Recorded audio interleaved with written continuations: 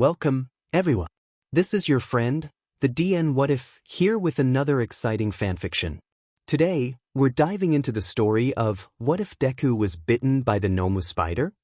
If you enjoy this video, don't forget to hit that like button and subscribe for more fanfiction content just like this. Now, let's get started with the fanfic. Chapter 1. Speech, Thoughts. Mental communication phone TV letter flashback robot. Present Mike's speech shouting Ida rage-fueled Bakugo. Normal speech quotations when he isn't using a mic or shouting. Deep in downtown Tokyo inside a dimly lit bar that was never open to anyone, two strange individuals stood. In front of them sat 20 or more test tubes filled with a strange black glowing substance that bubbled every so often. These two individuals were Tamura Shigaraki, a man who had hands covering his body and face, and Kurojiri, better known as Black Mist. Both men were villains that were a part of the League of Villains, and they were currently in the middle of creating their masterpiece that would finally stop the symbol of peace. Finally, we're drawing near to the end of All Might thanks to this beautiful thing right here, Shigaraki said in a creepy voice with a smile as he held up one of the test tubes. Pardon me for asking, but what do those do? You never actually stated what these are, only that they help this Nomu.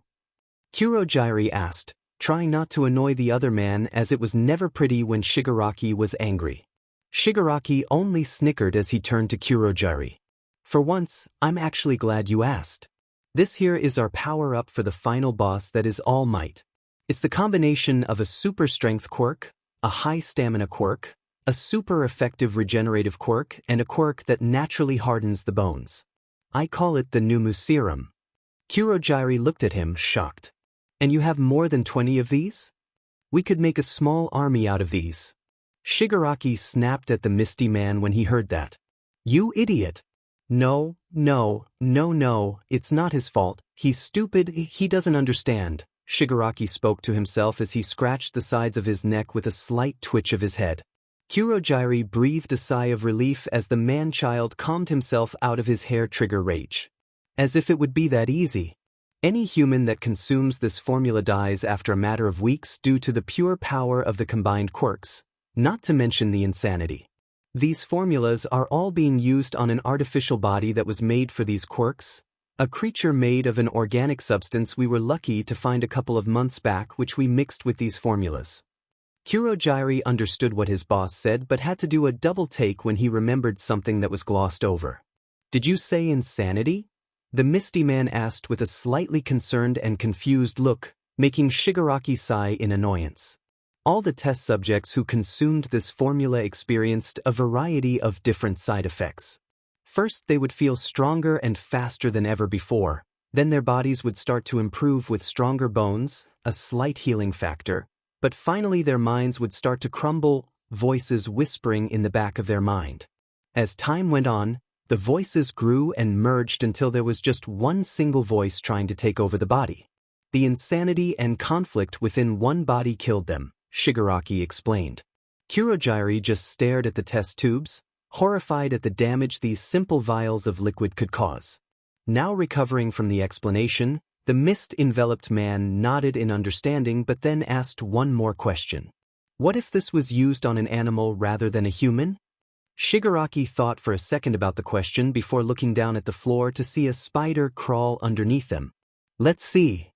Shigaraki smirked as he picked up one of the vials and let 3 drops of the Nomu Serum fall onto the spider.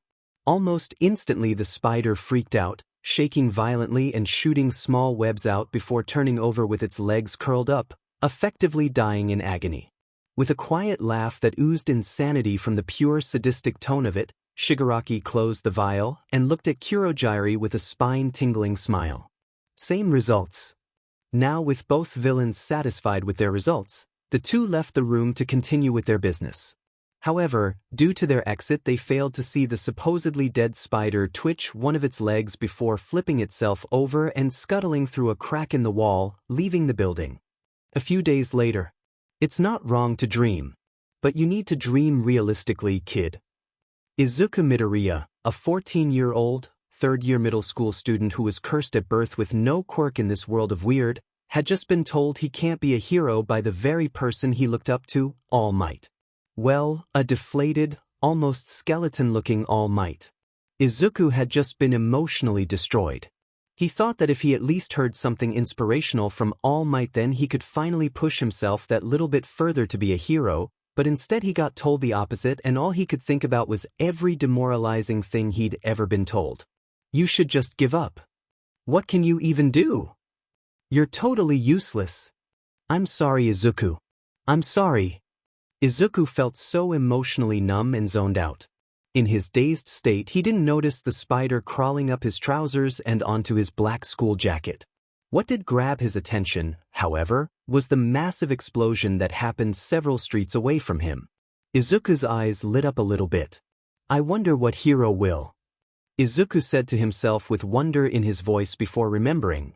What was even the point? He was just an unimportant fanboy with no friends, no definable qualities, and no quirk. He shoved his self-deprecating thoughts aside and tried to bring up his mood by getting back in his fanboy mindset. He was about to run for the exit to go and investigate the explosion for himself, but was stopped by a massive piercing and burning pain hitting the back of his neck. Izuku winced in pain and said to himself with a sad smile, "Guess that's what I get for being optimistic." And with that, he continued towards the exit of the roof, walking slowly down the stairs with a depressed look on his face while he thought to himself, even the best of the best said it. Izuku raised his left hand and rubbed his nose and teary eyes. Don't cry. You already knew this is reality. It's because I knew that I tried so dim and hard to ignore the reality of it all. Izuku continued to walk while fighting back tears, forcing himself to put one foot in front of the other. If he stopped moving now, he wouldn't be able to pick himself back up. Finally making it to the ground floor, Izuku exited the building. He looked around, gathering his bearings so he could make his way home when he was hit by a massive amount of dizziness, causing him to stumble and rest against a wall to stay standing. Where did that come from?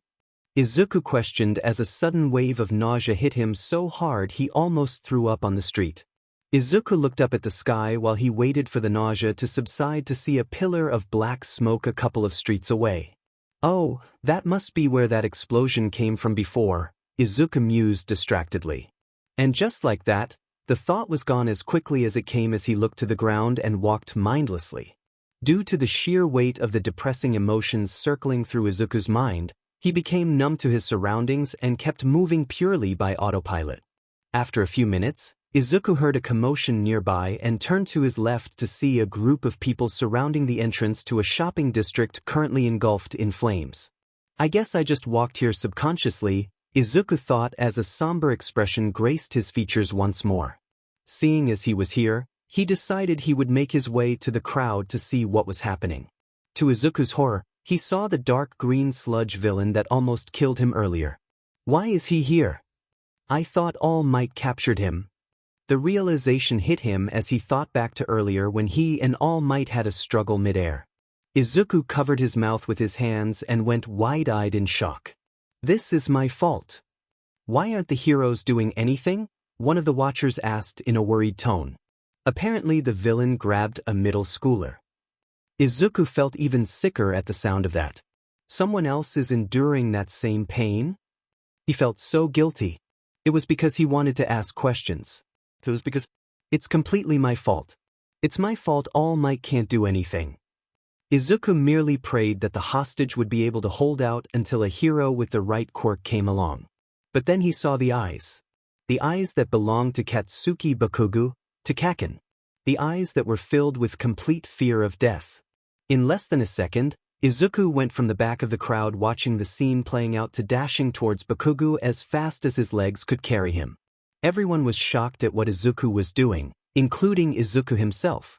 Get back here, you fool! Stop! The hero Death Arms yelled out to Izuku, which he ignored completely.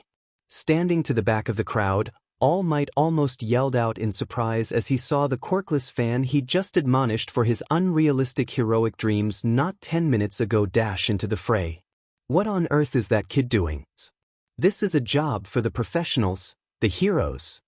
He's going to get himself killed. Izuku was thinking much the same thing. What am I doing?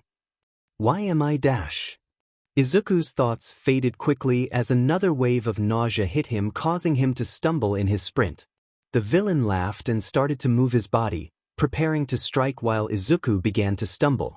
As quick as the nausea hit, it faded as Izuku felt a massive sting in the back of his brain like a warning signal. The warning made Izuku use his stumbling position to his advantage and out of instinct push himself up into the air, dodging a fast-swinging sludge arm. For a brief moment, Izuku didn't know who he was, like something had just sparked inside of him as he spun himself forward in the air. How did I do that? Izuku wondered in shock as he landed back on the ground, keeping his momentum to run. Remembering page 25 of his notes, he threw his school bag at the sludge villain with as much strength as his puny body could muster, temporarily blinding the monster. Now at the sludge monster, Izuku started clawing at the sludge surrounding Bakugo even though he knew it was pointless to do so. Bakugo gave Izuku a confused look as he shouted with tears stinging his eyes. My legs just starting moved on their own. And, you looked like you were asking for help. That one line hit All Might hard. He had been lecturing this kid about how he couldn't be a hero, and here this quirkless, powerless child was, risking his life while All Might just sat on the sidelines doing nothing, only thinking about himself. In his self-directed anger and disappointment, he slowly forced himself to transform. Pathetic. Pathetic. Just as the sludge villain was about to take another swing at Izuku, All Might appeared in front of him in the blink of the eye and stopped the attack with his whole body. I really am pathetic. He didn't sound big and proud like he always did, instead he sounded annoyed at himself. Even when I admonished you, I wasn't putting what I said into practice. All Might shouted, gripping Izuku and Bakugo's arms with his massive left hand. With blood shooting out of his mouth, All Might yelled, "A pro should always be ready to risk his life." He punched the air in front of the sludge villain with a mighty force as he shouted at the top of his lungs. Detroit Smash. The villain scattered into pieces from the sheer force of the punch, a punch which also created a powerful wind vortex that made all the clouds swirl around in the sky and release their watery holdings. He changed the weather with a single punch. One of the civilians in the crowd shouted in pure amazement. The rest of the crowd began cheering in joy that All Might defeated the villain with such ease. After the whole sludge villain fiasco, All Might dealt with the many questions from the press while all the other heroes helped collect the scattered pieces of sludge for the police. Izuku had to deal with the shouting of heroes such as Death Arms and Kaioi Woods who kept telling him what he did was suicidal and idiotic. He also had a few paramedics ask if he was alright because of how unnaturally pale he was and the amount of times he almost threw up. On the other hand, Bakugo was getting praised by the heroes saying he was so brave and his quirk was absolutely amazing. It's truly amazing how differently people are treated because of quirks. It's been about 10 minutes since the villain had been defeated and Izuku was on his way home to finally get some rest and hopefully sleep away the nausea. I wanted to apologize to All Might, but the reporters didn't make it easy. Plus, I'm not feeling so good right now, Izuku thought to himself as he put a hand to his head when he started to feel incredibly dizzy again. Hey Deku! Izuku turned at the sound of his nickname from Bakugo and thought he'd say thanks or something along the lines of that. Instead it was met with a very angry Bakugo that had charged at him and grabbed him by his jacket. I never asked for your help. And as if you could. You did nothing. You're a fing quirkless failure. How dare you pity me, you nerd. Bakugo yelled as he picked up the quirkless wimp and threw him backwards to fall on his butt. Izuku felt even worse now as he watched Bakugo storm off, because he knew Bakugo was right. He couldn't do a single thing to help the situation. I guess I should really focus on a realistic future instead. I am here. All Might suddenly rushed out onto the street and appeared dramatically in front of Izuku, as he always does, shocking Izuku and making him nearly jump out of his skin.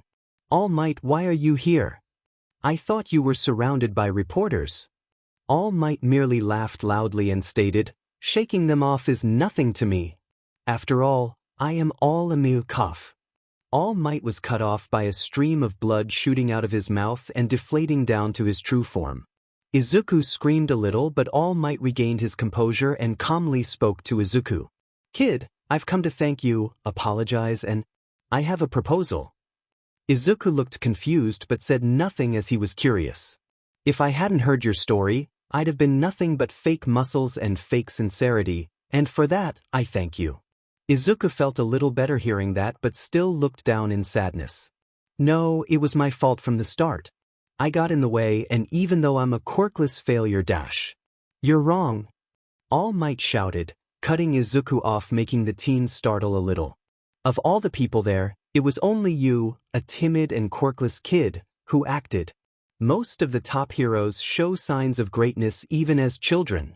Many of them claim that. Izuku pieced together what All Might was saying and slowly broke down as tears stung the corners of his eyes. Please don't say it. I don't deserve to hear it. Please. Their bodies moved before they could think. Please don't. That's what happened to you, yes? Yes. Izuku unconsciously answered All Might's question despite being a complete mess on the inside. All Might smiled and said, with no hesitation, the two lines that would change Izuku's life forever. Kid, I believe you can become a hero. And that you are worthy to inherit my power. Huh. All Might burst out laughing when he saw Izuku's confused face. What's that face for? All Might then pointed at Izuku as blood shot out of his mouth. I'm asking you, if you want to try accepting my power. Izuku looked confused and thought this whole thing was a dream. You really doubt me that much? Izuku panicked and tried to deny it, saying that he actually believed him, but he was cut off by All Might. I have many secrets, but I never lie. All Might then held out his left hand and let his palm glow slightly as he continued. I have the ability to transfer my power. That's the quirk I inherited. It's called One for All. Izuku was shocked. He'd never heard of a quirk that could be transferred from one person to another, but more importantly, why was it being offered to him of all people? But why me? All Might smiled at Izuku and pointed at him as well. I've been searching for a successor for a long while now, and back there, you were more heroic than anyone else. That is why I believe you are a worthy successor. All Might made a loud cough sound and spurted out more blood. Of course, this depends on your answer. Izuku was beyond speechless.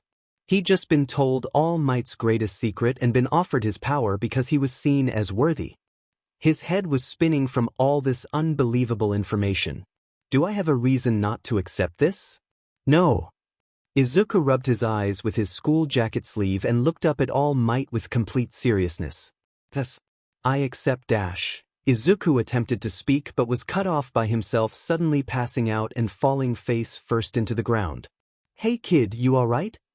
All Might shouted as he rushed to Izuku's side, shaking him a little with a worried and concerned expression.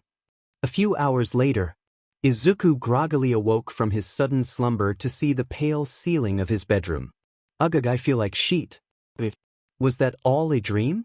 Figures. Izuku thought with a sad expression as he assumed everything he thought happened was fake.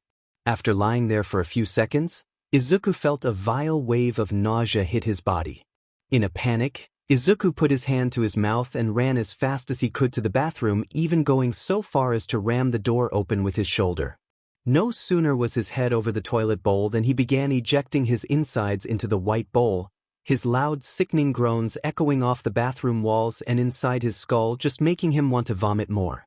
After Izuku had finished vomiting, he washed his mouth out and turned around to see his mother, Inko Midoriya, standing there. With a look that was a mix between relief and concern, she ran up and hugged her son. I'm so happy you're okay. When that blonde skeleton-looking man showed up with you passed out, I was so worried and... Izuku went wide-eyed as he realized she was talking about All Might, so him saying he could be a hero wasn't a dream at all. Izuku, did you hear me? Izuku snapped out of his little internal moment and looked at his mom and smiled. I'm sorry, I zoned out there. Inko held out a small piece of paper that was folded and had for only Izuku to read written on it. He wanted me to give you this. Izuku looked at the paper with a glowing smile and took the letter before dashing to his room. Do you need anything, sweetie? Water. Izuku poked his head around the corner at the question and smiled back at his mother. I'm fine, Mom, I just need some sleep. Inko smiled worriedly back at her son. Okay, just let me know if you need anything. Now buzzing with joy, Izuku entered his room, closing the door behind him to ensure he wouldn't be disturbed. He hastily opened his letter, reading it mentally in All Might's voice. "Hey kid, you really had me worried there when you passed out on me. I had to look through your bag to find your address so I could make sure you were safe at home.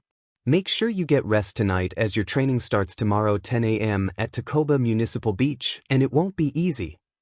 Izuku set his alarm for 8 a.m. and took off his clothes so he was only in his underwear. As the events of the day caught up with him, Izuku was overcome with the urge to sleep, so walked towards his bed, but he stopped when he walked past his mirror. Izuku looked at himself in the mirror and saw his small skinny body that lacked any noticeable muscles. It didn't really help he had a really high metabolism, so he was stuck as the small skinny kid until God knows when. But as he stepped away from the mirror, Izuku hesitantly turned slightly so his back was visible to him. On his neck was what seemed to be a deep spider bite that had a string of web leading out of it. At the end of it was a dead, shriveled-up spider which swung from side to side like a pendulum. Izuku looked at it in a scared horror before pulling the surprisingly strong web out of the bite in a hurry and putting it in the bin. Hopefully that thing wasn't poisonous, and why did it look like it had all the blood drained out of it? Was the last thing Izuku thought to himself as he examined the dead house spider before jumping into bed and drifting into a deep sleep. The next morning, as Izuku slowly stirred from his deep and restful sleep, he was surprised by his alarm clock.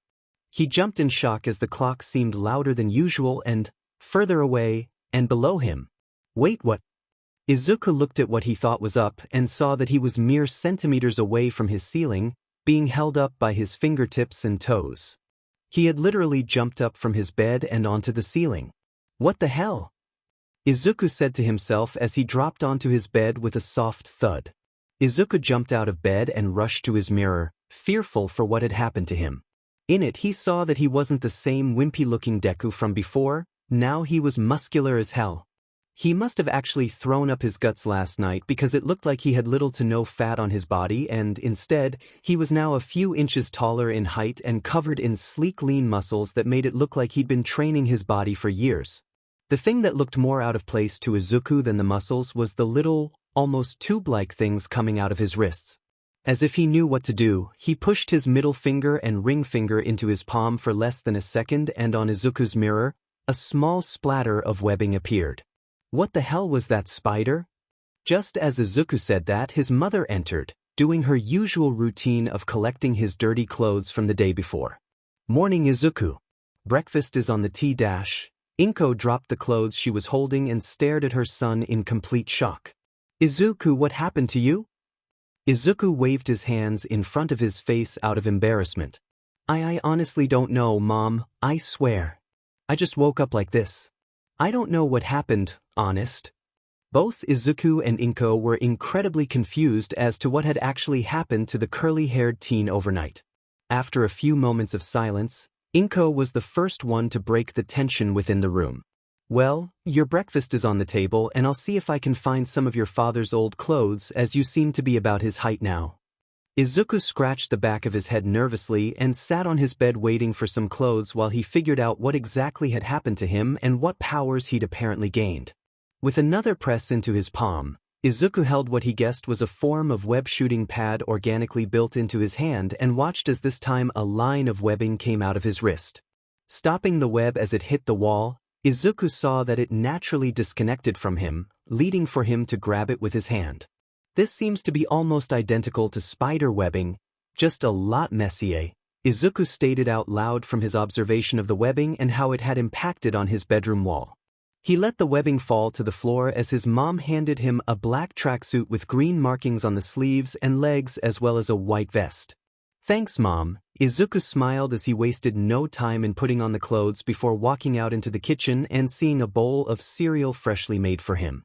Thankfully, Izuku didn't experience any more power problems during his breakfast. He did discover, though, that he couldn't fire out webbing with a clenched fist. It had to specifically be his middle and second to last fingers. However, it took a little more time to figure out how his new adhesive powers worked due to the fact he had a spoon stuck to his hand for almost 20 minutes. Later on that same morning, All Might sat on a fridge in his normal form, waiting for Izuku to turn up to his first day of intense training at Takoba Municipal Beach. All Might heard fast footsteps not too far away from where he was sitting, and when he saw a mop of black and green curly hair, he knew it was Izuku. "Midoriya, my boy. You finally showed up for your training?" All Might had buffed up and jumped down to meet Izuku, but was met with a completely different-looking Izuku wearing a not-so-baggy white vest, black and green sweatpants, and a jacket wrapped around his waist. "Midoriya, I swear you weren't this tall yesterday." All Might laughed as he patted Izuku's head, making Izuku look away out of embarrassment due to the comment from his now mentor. "I don't know what happened to me, but I've gotten stronger and faster somehow. I think I might have gotten a quirk." All Might smiled at Izuku and patted him on the back as he began to laugh at the teen's excited nature. "Well, that makes giving you my power much easier, as you'll probably be able to handle the power now." Izuku's face brightened at that realization. He was now in fact strong enough to handle the power he was offered but All Might, but for some reason it felt wrong. "No, I can't." All Might's laughing almost instantly stopped as he looked at Izuku, who seemed incredibly deep in thought. "Are you completely sure, young Midoriya?" Izuku nodded his head and looked at All Might with complete seriousness. It was almost the exact same look in his eye that he had when he was about to accept All Might's power. "Yes, I want to master this new quirk before I start using one for all." All Might laughed up at the sky with his hands on his hips and then pointed at Izuku's chest. "Then show me what you can do." Izuku smiled and looked at a broken truck 20 meters away from him. He fired 2 web lines out of his wrists that attached to the truck and held them tightly in his hands. "That's certainly new," a now deflated All Might stated as he watched with complete intrigue. Izuku ran at full sprint, which was incredibly fast. It was probably as fast as All Might at about 4%. He then jumped several meters in the air and did a forward flip so he was holding his webbing above his head. As he went over the truck, he pulled as hard as he could on his webs, lifting the truck into the air. When Izuku landed, he pulled his webbing to the ground and had the truck fly over him and slam into the ground with a colossal amount of force. With a sense of pride and accomplishment, Izuku turned around to look at All Might with a tired but smiling face. "Kid, you exceeded my expectations 10 times over." And with that one extreme showcase of power, the training of Izuku Midoriya's spider powers began.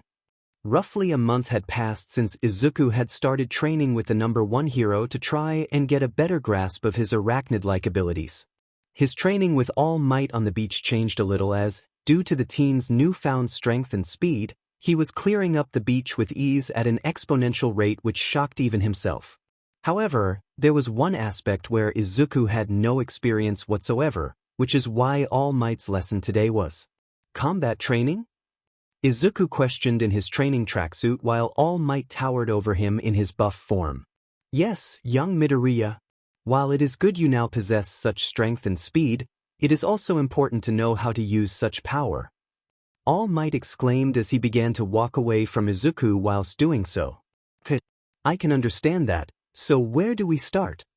Izuku curiously asked as he watched All Might stand a few feet in front of him with his hands placed firmly on his hips. "Attack me!" All Might laughed loudly while Izuku looked like he was now shaking. "What? I don't stand a chance against you." Izuku stuttered in fear with his legs shaking in the sand. "Just have a go, young Midoriya." With that little bit of confidence from All Might, Izuku closed his eyes and calmed his breathing before he began to think.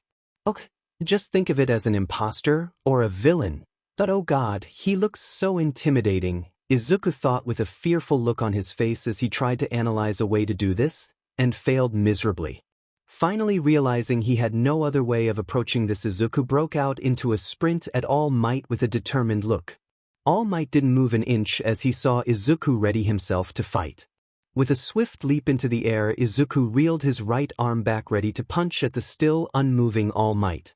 Before Izuku could even throw his punch, he felt a sting in the back of his head. Unable to react to the warning, Izuku was sent flying backwards until he was sliding across the sand, clutching his stomach in pain. "You hesitated. If you are going to learn to fight, then you need to let your instincts kick in." All Might boomed out as Izuku picked himself up off the ground, clenching his hand in the sand. Now filled with even more determination not to let All Might down, Izuku charged forward at an even faster speed than before. All Might observed his protege as he saw his right arm move for attack, making the bulky hero ready his right arm to hit him again. To his surprise though, Izuku used his arm movements as a distraction so his jump and immediate mid-air spin kick could deliver as much of an impact as possible. Izuku's face paled a little when he saw All Might had easily blocked his powerful kick with a big smile on his face no less. The impact was quick and hard enough to kick up a large amount of sand, but to All Might it was merely a tap on his left arm. Surely you can hit harder than that. All Might's comment made Izuku all the more fearful as he pushed off and quickly ran back to a safe distance. I can't do anything. He's just too powerful, Izuku fearfully thought as he watched All Might's smile fade but his pressure increase even more. The fear from Izuku was completely paralyzing, as he stood there shaking with pure terror. A split second was all the hero needed, as in that instant he appeared in front of Izuku and stopped a tremendously powerful punch just before Izuku's face. The shockwave alone blew back meters upon meters of sand. It even blew all of Izuku's hair back so it was standing up on edge while he laid down on the sand in shock. That was today's real lesson, kid. Accepting that there is and will always be someone stronger or more skilled than you. A now deflated All Might said with a small smirk on his face as his fist opened, willing to help up Izuku. I still have so much to learn. Izuku replied in a tone of realization while All Might couldn't help but burst out in laughter at his out-of-the-blue response. Yes you do, kid. Yes you do. Chapter 2. Speech, Thoughts. Mental communication, phone, TV, letter, flashback, robot.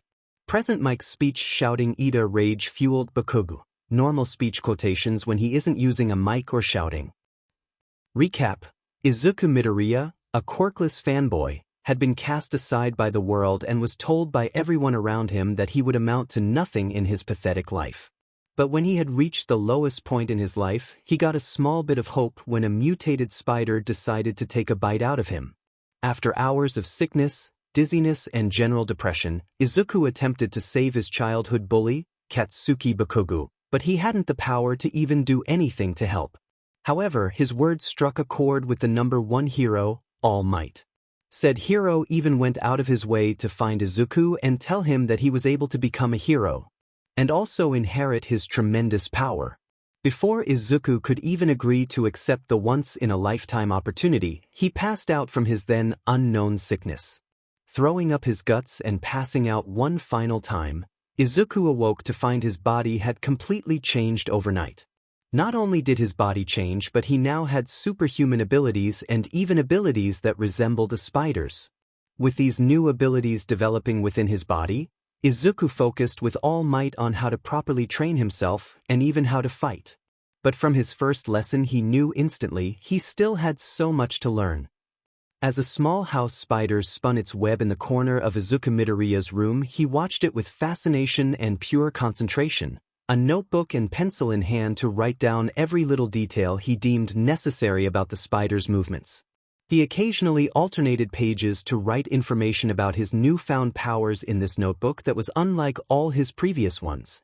It was dedicated solely to himself, mainly his powers, moves, and costume. Powers-wise, I only have a few powers that resemble the abilities of a spider, but as it currently stands, spider grip, incredibly grippy hairs on my hands and feet allowing me to crawl on near all surfaces. Other uses of this have yet to be tested. Side note. My feet can't stick to surfaces when wearing thick-soled shoes. Custom shoes boots are in design process. Spider Sense, temporary name, gives me a nerve jolt that warns me of any attacks aimed at me. Other uses yet to be discovered. Side note, ability does not indicate what is putting me at risk, so I have to use my own observation to figure it out. Web shoot, organic yet incredibly strong webbing that shoots from 3 mm wide bone tubes which protrude from both wrists, triggered by what seem to be palm pressure points. The longer these are pressed, the longer the web. Combat-worthy moves regarding the webbing are in progress. Side note, webbing is still very spread out and splatter-like. Web filters and enhancements are also still in design stages. Web zip, Previously mentioned webbing shot at an object or surface then pulled so a large amount of distance is covered in a matter of seconds. Current movements of web zip have a lot of drag and feel sluggish. Izuku tapped the bottom of his pencil against his chin as he thought to himself about the other powers of his new quirk that weren't really spider-related but still obviously useful, and continued to mutter to himself as he wrote them down. Other powers include enhanced strength, making physical strength far greater than before, allowing me to carry 2.5 tons above my head for approximately 10 minutes, 5 tons for 5 minutes if I push myself. Strength seems to increase as powers develop within my body, so accurate limits are still unknown. Enhanced reflexes, making reaction speed 5 times faster than before, not an accurate estimate. These are not completely confirmed and could increase with development. Enhanced speed, making my body able to react to my new reflexes, also making sprints and quick succession punches able to be pulled off with ease. Enhanced flexibility, making my body a lot more flexible than before, allowing me to pull off advanced gymnastic moves with ease. Maneuverability is improved as a result, making movement easier and smoother. Enhanced stamina. Stamina has been increased to support enhanced physical abilities, allowing me to run and exert myself for extended periods of time with reduced levels of exhaustion. Absolute limit still unknown, but current limit is being in a continuous sprint for 15 minutes and 47 seconds. Enhanced balance, making me able to balance on skinny surfaces and in different positions, such as in a handstand and on one leg. Heightened senses. Physical senses have been enhanced to be more sensitive to stimuli. Hearing is far better, making sounds louder and allowing sound to be heard from further away. Sight enhanced, allowing things to be seen from further away and in the dark. Touch enhanced, allowing for small vibrations and air flow to be felt. Taste and smell potentially unchanged. Izuku set his notebook and pencil to the side and stretched his hand out to ease the cramp that had developed after hours of contemplation and writing. He continued to do so as he lay back on his bed, still looking at the spider's movements. Izuku had begun observing spiders alongside his training for about 2 weeks now, studying one spider's movements and repeating this process whenever a new one entered his room. The one he was currently observing was the most web-based spider so far. He thought it was a good way to expand his knowledge of his powers, as he didn't really think past basic things. As the spider crawled across its web, it held onto a stray strand of web attached to the ceiling. Izuku sat up in intrigue as he watched the spider swing across from one wall to another with complete ease. He quickly grabbed his notebook and wrote down one last note with a question mark next to it before setting it back down and going to sleep. Web swinging? The next morning, Izuku awoke from his sleep with a peaceful smile as he remembered that today was thankfully his day off to rest. Clambering out of his bed, Izuku changed into a casual outfit that consisted of a plain black hoodie and dark gray baggy cargo pants with his iconic red sneakers, so that he was at least comfy while he did his training. "Mom, I'm heading into the city center today for some training. I should be back by 5. Izuku shouted out from his room, packing his notebook and some other bits and pieces into his backpack before heading into the kitchen, where a little bento box was set on the kitchen side table. "I had a feeling you'd be out for training when I heard all that mumbling coming from your room last night." Izuku laughed nervously as he put the bento box in his bag and walked to the door, waving back at his mum. "Don't do anything stupid." Izuku froze on the spot but continued to walk out after a second as he thought to himself, "I can't promise that." Now, with a general destination in mind, Izuku splattered a bit of webbing onto his shoes and threw himself onto the building opposite, climbing to reach the roof. Once there, he quickly rid his shoes of the webs so as not to slow or hinder his coming actions. Right, time for a warm-up, Izuku thought as he began stretching to loosen up his muscles before he burst into a run. Thankfully, because more than half of the buildings were the same height, Izuku found jumping between them child's play.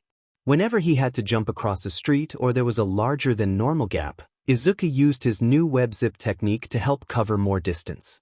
After some time of rooftop running and web zipping, Izuku found himself out of breath entering the high-class area of Tokyo. The teen wandered around the city center, where he was surrounded by what seemed to be a forest of skyscrapers and high-rises, some of which were under construction, the perfect area for him to test his new web swinging. Gauging the different buildings, Izuku looked towards a particular high-class apartment building that was relatively tall but definitely smaller than the other buildings around it, and it conveniently had a crane nearby. That should do for these tests, Izuku thought as he neared the apartment complex. He stopped when he saw the huge doorman blocking the front entrance with his arms crossed. "That I guess I'm taking the back route then." Izuku made his way around to the back of the apartment building so that he was now in an alley and no one could see him. With a quick glance in both directions, the curly-haired teen lifted his left foot up and shot some webbing onto the sole and tip of his shoe, then repeated this process for his right foot.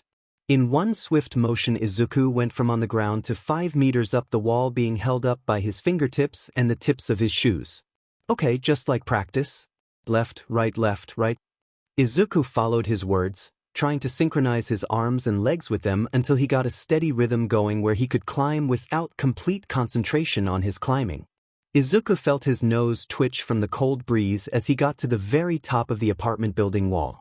He threw himself upwards and forwards so that he could pull off a little forward flip before landing on both feet with ease. "That's still so cool to do," Izuku said to himself as he grinned like an idiot before walking to the left side of the roof where a crane arm was visibly in range for Izuku to shoot webbing at. Izuku crouched down next to the edge and swung his bag off his back, taking out his notebook and writing the following as he spoke it aloud. "Attempt 1. One simple swing out and back in to see if the webbing can support my body weight for a slightly extended PRD of time." Izuku rested his notebook and bag on the small wall that was on the very edge of the roof before taking out a pair of sunglasses from his pocket. He put them on and pulled up his hood, effectively hiding most of his face and hair. "I don't want to worry Mum by showing my face while swinging around the city with the possibility of death." He stepped towards the edge and pulled back his sleeves a little so that he wouldn't have any interference from his clothing when firing a web line. Izuku aimed with his right arm at the crane's arm and pushed into his palm with his middle and ring finger, holding them there until a clear line of webbing shot out from his wrist towards the crane. It took a few attempts, but when he hit the crane, Izuku quickly stopped pressing his palm, which stopped and disconnected the webbing from his wrist, and held onto the web with both hands. After a single second of standing on the edge, Izuku's body began to tremble violently out of the pure fear and adrenaline rushing through him. "This is a lot higher than I'd thought it would be." Making the mistake of looking down, he was hit by a wave of fear making him tremble and shake. Izuku took several deep breaths and closed his eyes. "Okay, 3. On 3, Izuku jumped off the edge and started screaming at the top of his lungs in fear as he held his arms out in front and started to swing forwards. The second Izuku felt himself slowing down as he swung, he opened his eyes and tried his best to turn around. He mostly succeeded as he was now facing the apartment building, but he didn't have the momentum to make it back to the roof. Izuku went into a panic, fearing that he was going to be stuck on the crane and get into trouble, but with some split-second thinking that he knew would be stupid, he let go of the web line at just the right moment, so he went upwards into the air. With his left arm aimed at the roof, he shot a web line straight onto it and web zipped back onto the roof. He landed with a roll and lay down on his back immediately after, clutching his chest and feeling his heart beat at an insane pace. Pant. 1. Success. Izuku caught his breath, then grinned like an idiot up at the sky before punching his fist up in the air. "This is the kind of rush I need to push me forward in my training." Hours quickly passed as Izuku practiced his web-swinging technique to the point where the extreme heights didn't even bother him that much. "Alright, attempt 38. Swing from building to building and test different movements in midair to see if they make any changes to speed." Izuku finished writing down what he had just said out loud and set his notebook back down before he took several large steps back, ready for a run-up. Thanks to a long calming breath, Izuku focused solely on his web swinging and the path he was mentally planning out in detail. With a small burst of speed, he ran towards the edge of the roof and leapt off, throwing his arms forward so he got more distance out of the jump. Arms positioned and ready, he fired a web line straight at the crane with his right arm and held onto it with both hands above his head.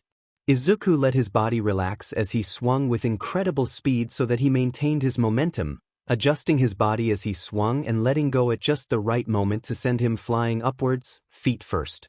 As he traveled upwards through the air, Izuku did a small backflip, so he was diving down headfirst.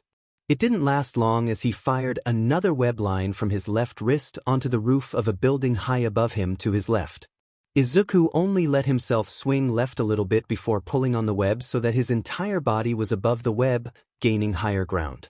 He then immediately shot to his right so that he wasn't traveling one-sided to the left. Izuku repeated this process in no particular order and occasionally shouted, "Woohoo!" with every big swing he did. After about 10 minutes of non-stop swinging, Izuku made his way back to the apartment complex and landed on the roof in a crouching position. He looked at the edge of the roof where his notebook and bag should have been, but his notebook was nowhere to be seen. Wow, the research you've done on your own quirk is outstanding. I mean, this level of detail is just wow. Izuku whipped around in an instant and aimed his right wrist in the direction he heard the voice from, but was surprised to see a somewhat tall girl with black hair in a spiky ponytail and side fringe standing there, reading his notes in a thick jumper and shorts. The girl threw her hands in the air, still holding Izuku's notebook. "I'm sorry, I shouldn't have startled you like that. I just got so caught up reading your notes," she said apologetically. Izuku got out of his crouched stance and lowered his arm as he quickly became an embarrassed mess due to the fact that he was talking to a girl he's never met before. "And no, it's my fault for being so jumpy. What are you doing up here anyway?" The black-haired girl laughed a little. "Well, when you see someone swinging around your apartment building for more than 2 hours, you tend to get a little curious." Izuku looked away a little as he realized that was a stupid question he just asked. He even went so far as to try and hide his face, even though he was still wearing his hood and sunglasses, effectively hiding his identity from the girl. "Who are you anyway?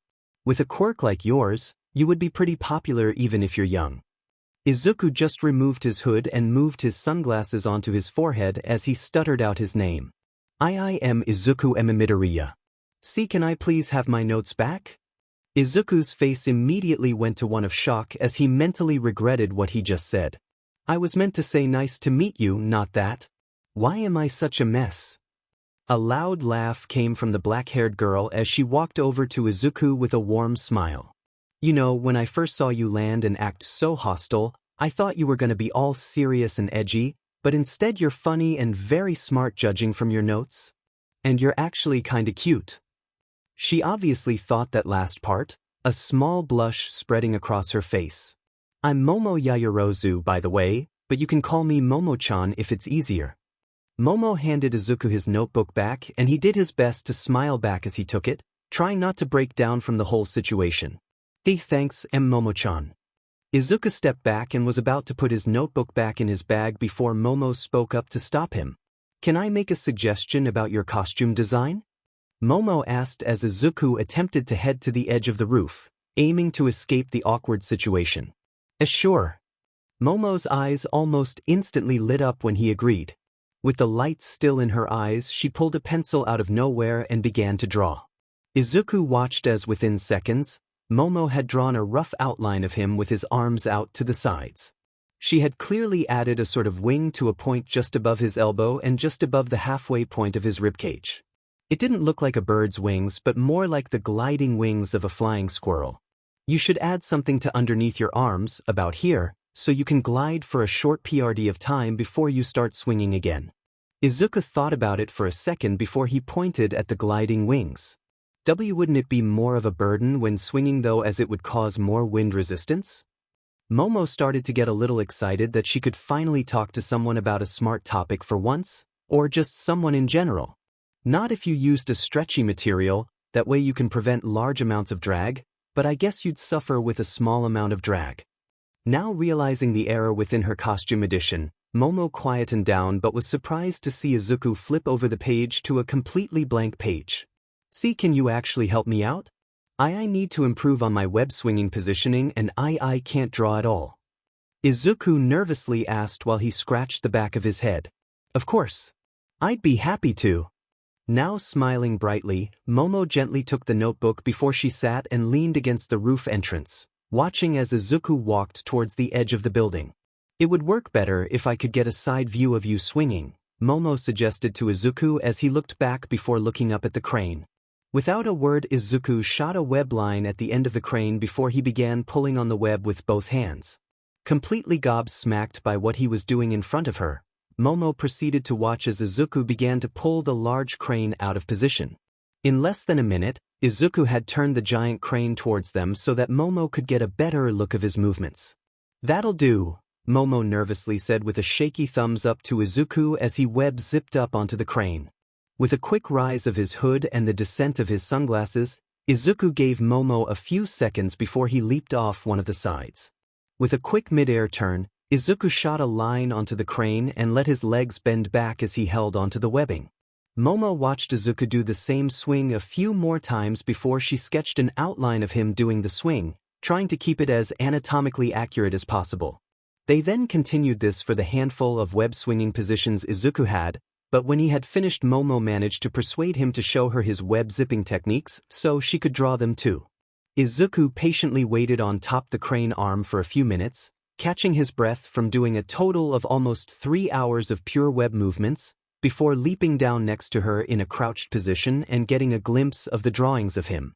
"Wow, you're amazing at drawing," Izuku said, making Momo blush a little as she wasn't really used to the compliment. "Thanks. Anyway, here are the main positions you make when you use your webs," Momo stated as she fully showed Izuku every position of him she had drawn. Do I really stick out my leg that much?" Izuku questioned as he looked at one of his web zip positions, the one where he pulls the line of webbing underneath his body, almost like he's leaping over it. "Well, what if instead you did a more corkscrew-based movement?" That suggestion made Izuku think for a minute before he got up to test the new movement. Now with a general idea of how to move, Izuku leapt off the building and aimed at the building opposite with both hands, firing off 2 web lines. Now pulling both webs to the sides of his body, Izuku twisted his body towards the right before letting himself naturally spin through the air, covering much more distance than normal. When he landed on the opposite building, Izuku leapt back over to Momo's building to see her with a proud look on her face. "Told you it would help." With his blush and stutter returning, Izuku replied while glancing away from Momo. I never said it wouldn't. He's so cute when he's nervous, yet he gets so serious when we talk about technical stuff like his suit," Momo thought to herself with a small giggle as she watched Izuku act extremely nervous. It was clear he had no idea what to do with himself. To make it easier for him, Momo stood up with his notebook in hand and walked over to him with a soft smile before she spoke in her elegant voice. "It's getting late and I need to get some studying done. Here are all your notes, and if you want, you can come back here tomorrow and we can work on your notes a little more." Izuku just frantically nodded in response as he shakily took his notebook back and put it into his bag. "Okay." Izuku nervously stuttered out before he swung his bag onto his back and edged away towards the side of the roof to leave. "Oh, before you go, we should probably exchange numbers, to let each other know if we can't meet up," Momo called as Izuku had become a darker shade of red from hearing that. Izuku shakily walked back before Momo added her number to his phone and also took the liberty of adding Izuku's to her phone. Giving a nervous wave, he leapt straight into a web swing, leaving Momo to watch him with a small smile in her face. "He really is an interesting person. Oh my god. Oh my god. I can't believe I actually talked to a girl. And I didn't act like an idiot, much," Izuku excitedly thought to himself as he perched on the edge of a high building trying to recover from what just happened. "She was so nice, and she actually wanted to talk to me." He was now smiling to himself as Izuku never really had girls want to talk to him, they just made fun of him, called him wimpy and regularly insulted him just for being quirkless. Now with positive thoughts in mind, Izuku looked down the edge he was perched on and jumped down, ready to climb with his spider grip. However, as he jumped, his spider sense flared out of control, distracting him for a single moment as his hands gripped onto the wall but his feet continued to slide down the wall. In that brief moment, Izuku remembered that in all his time with Momo, he forgot to reapply the webbing to the soles of his feet. With the tips of his fingers in agony from all his body weight on them, Izuku let go and leaned back a little, aiming his arms straight up at the wall. Quickly using both arms to get a web line ready, Izuku fired 2 webs before pulling himself up back onto the roof. "I really need some new shoes." Izuku thought to himself as he began to jump from rooftop to rooftop, excited for his visit to Momo's the next day. Now in terms of school, Izuku was lucky to not be that noticeable or liked, but the fact that he had grown a few inches would likely raise some suspicions. That just meant Izuku had to go to extreme lengths to be unnoticed by everyone. However, Katsuki Bakugo existed. Oi, where do you think you're going? The demanding shout of the blonde teen froze Izuku in place just as he attempted to slip out of the classroom in the midst of everyone else. Chom. I mean we did just finish last PRD. Izuku nervously stuttered out as Bakugo drew closer. Shut up. You're never this FNG quiet, you're always talking to yourself in class like a sad little nerd. Yet for the last 4 weeks you've said F all. Bakugo snapped, making Izuku flinch in fear at the response. Izuku didn't think things through and just ended up stumbling over his words, making Bakugo's rage build. Reaching boiling point, he exploded and yelled, "Say something, you quirkless bastard," with his right arm flying up in Izuku's blind spot. Bakugo was ready to punch Izuku with full force. But in that split second before his fist made contact, Bakugo felt an incredible grip on his wrist that was as tight as a vice. A vengeful growl could be heard emanating from Bakugo, but he was quickly silenced by the cold stare coming from the dark, piercing eyes peering between curly green strands of hair. Bakugo's lackeys watched in shock as he was thrown back a couple inches by Izuku, who was stood there, smirking. Seconds of complete stunned silence overwhelmed the classroom until Izuku's body jolted, and as that moment passed, Izuku's bright green eyes grew wide with fear. "I'm gonna kill you." Izuku didn't wait to hear anything else and sprinted out of the room, leaving behind a fuming Bakugo ready to blast him into hell. Bakugo barged through his frozen lackeys to follow after Izuku, but after entering the hallway there was no sign of the curly-haired teen at all. "You coward." The rage that seeped from the explosive teen's voice was the most cold and vicious it had ever been as his fists violently shook from how tight they were clenched. Now consumed in a silent rage, Bakugo dashed down the hall. He knew Izuku would have had to run down to exit the building. However, said curly-haired teen was positioned on the ceiling out of sight, waiting for Bakugo's lackeys to follow him so that he could get to the roof. Thankfully for Izuku, he was able to do just that, letting him escape to the roof without any difficulties. Now leaping off the school roof, Izuku began to web-zip and jump across the rooftops so that he could get home and changed for his combat training with All Might. "Come on, young Midoriya. You have such a predictable pattern." All Might boomed out with a slight chuckle while in front of him was a heavily sweating and shirtless Izuku catching his breath, trying not to collapse.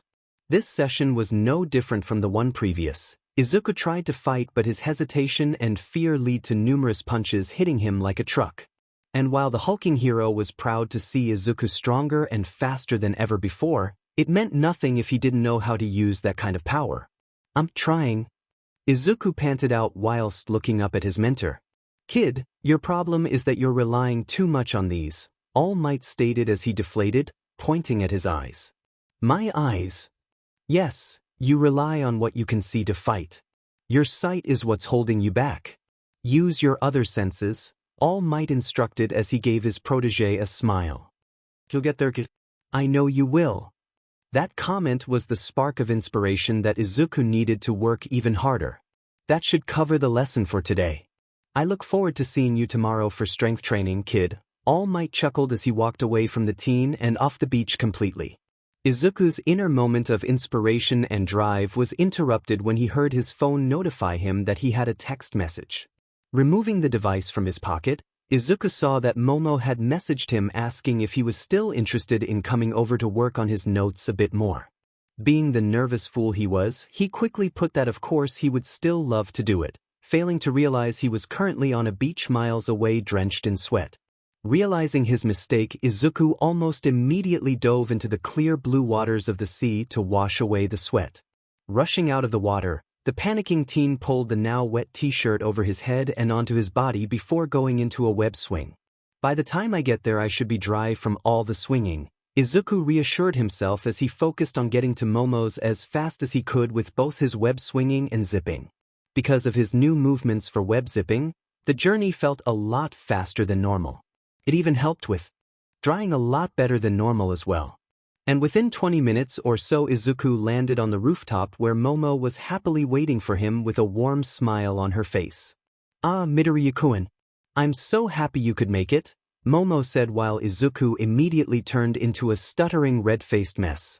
"So, do you want to focus on your movements or something else?"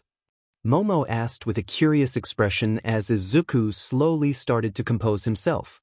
"Actually, I was wondering if we could work on my fighting ability," Izuku questioned as he scratched the back of his head, making Momo giggle at his nervous expression.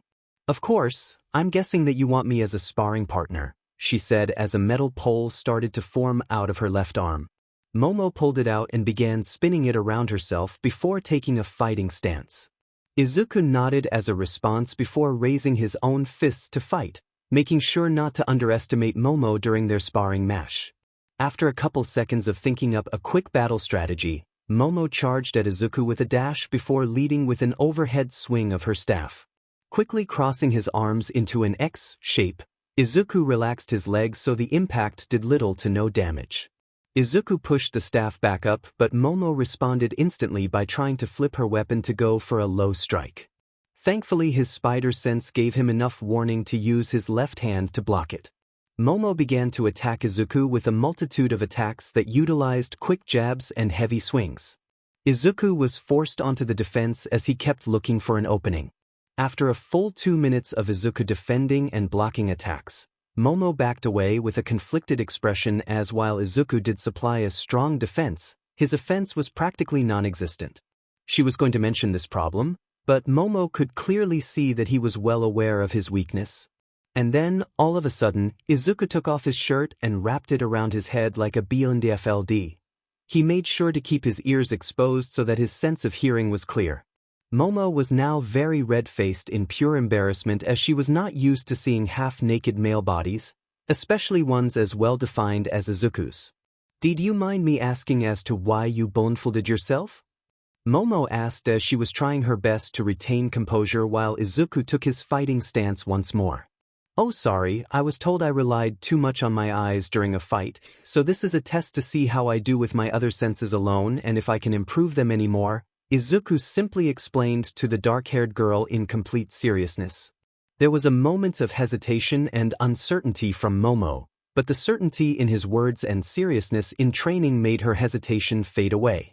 Taking a slightly different stance than previously, Momo charged forward with a side swing rather than an overhead to throw off Izuku.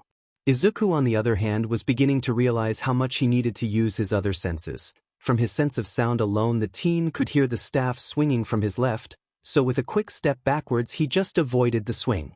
Tapping into his sense of smell, Izuku could gather a good position of where Momo was judging from her naturally sweet scent, and because of the contrast between her scent and that of the metal staff, he could tell where they both were with decent accuracy when mixed with his use of sound.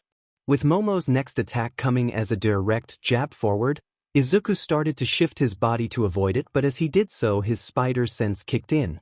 In that moment Izuku's senses were dialed up to 11 and his mental image of Momo became so much more accurate.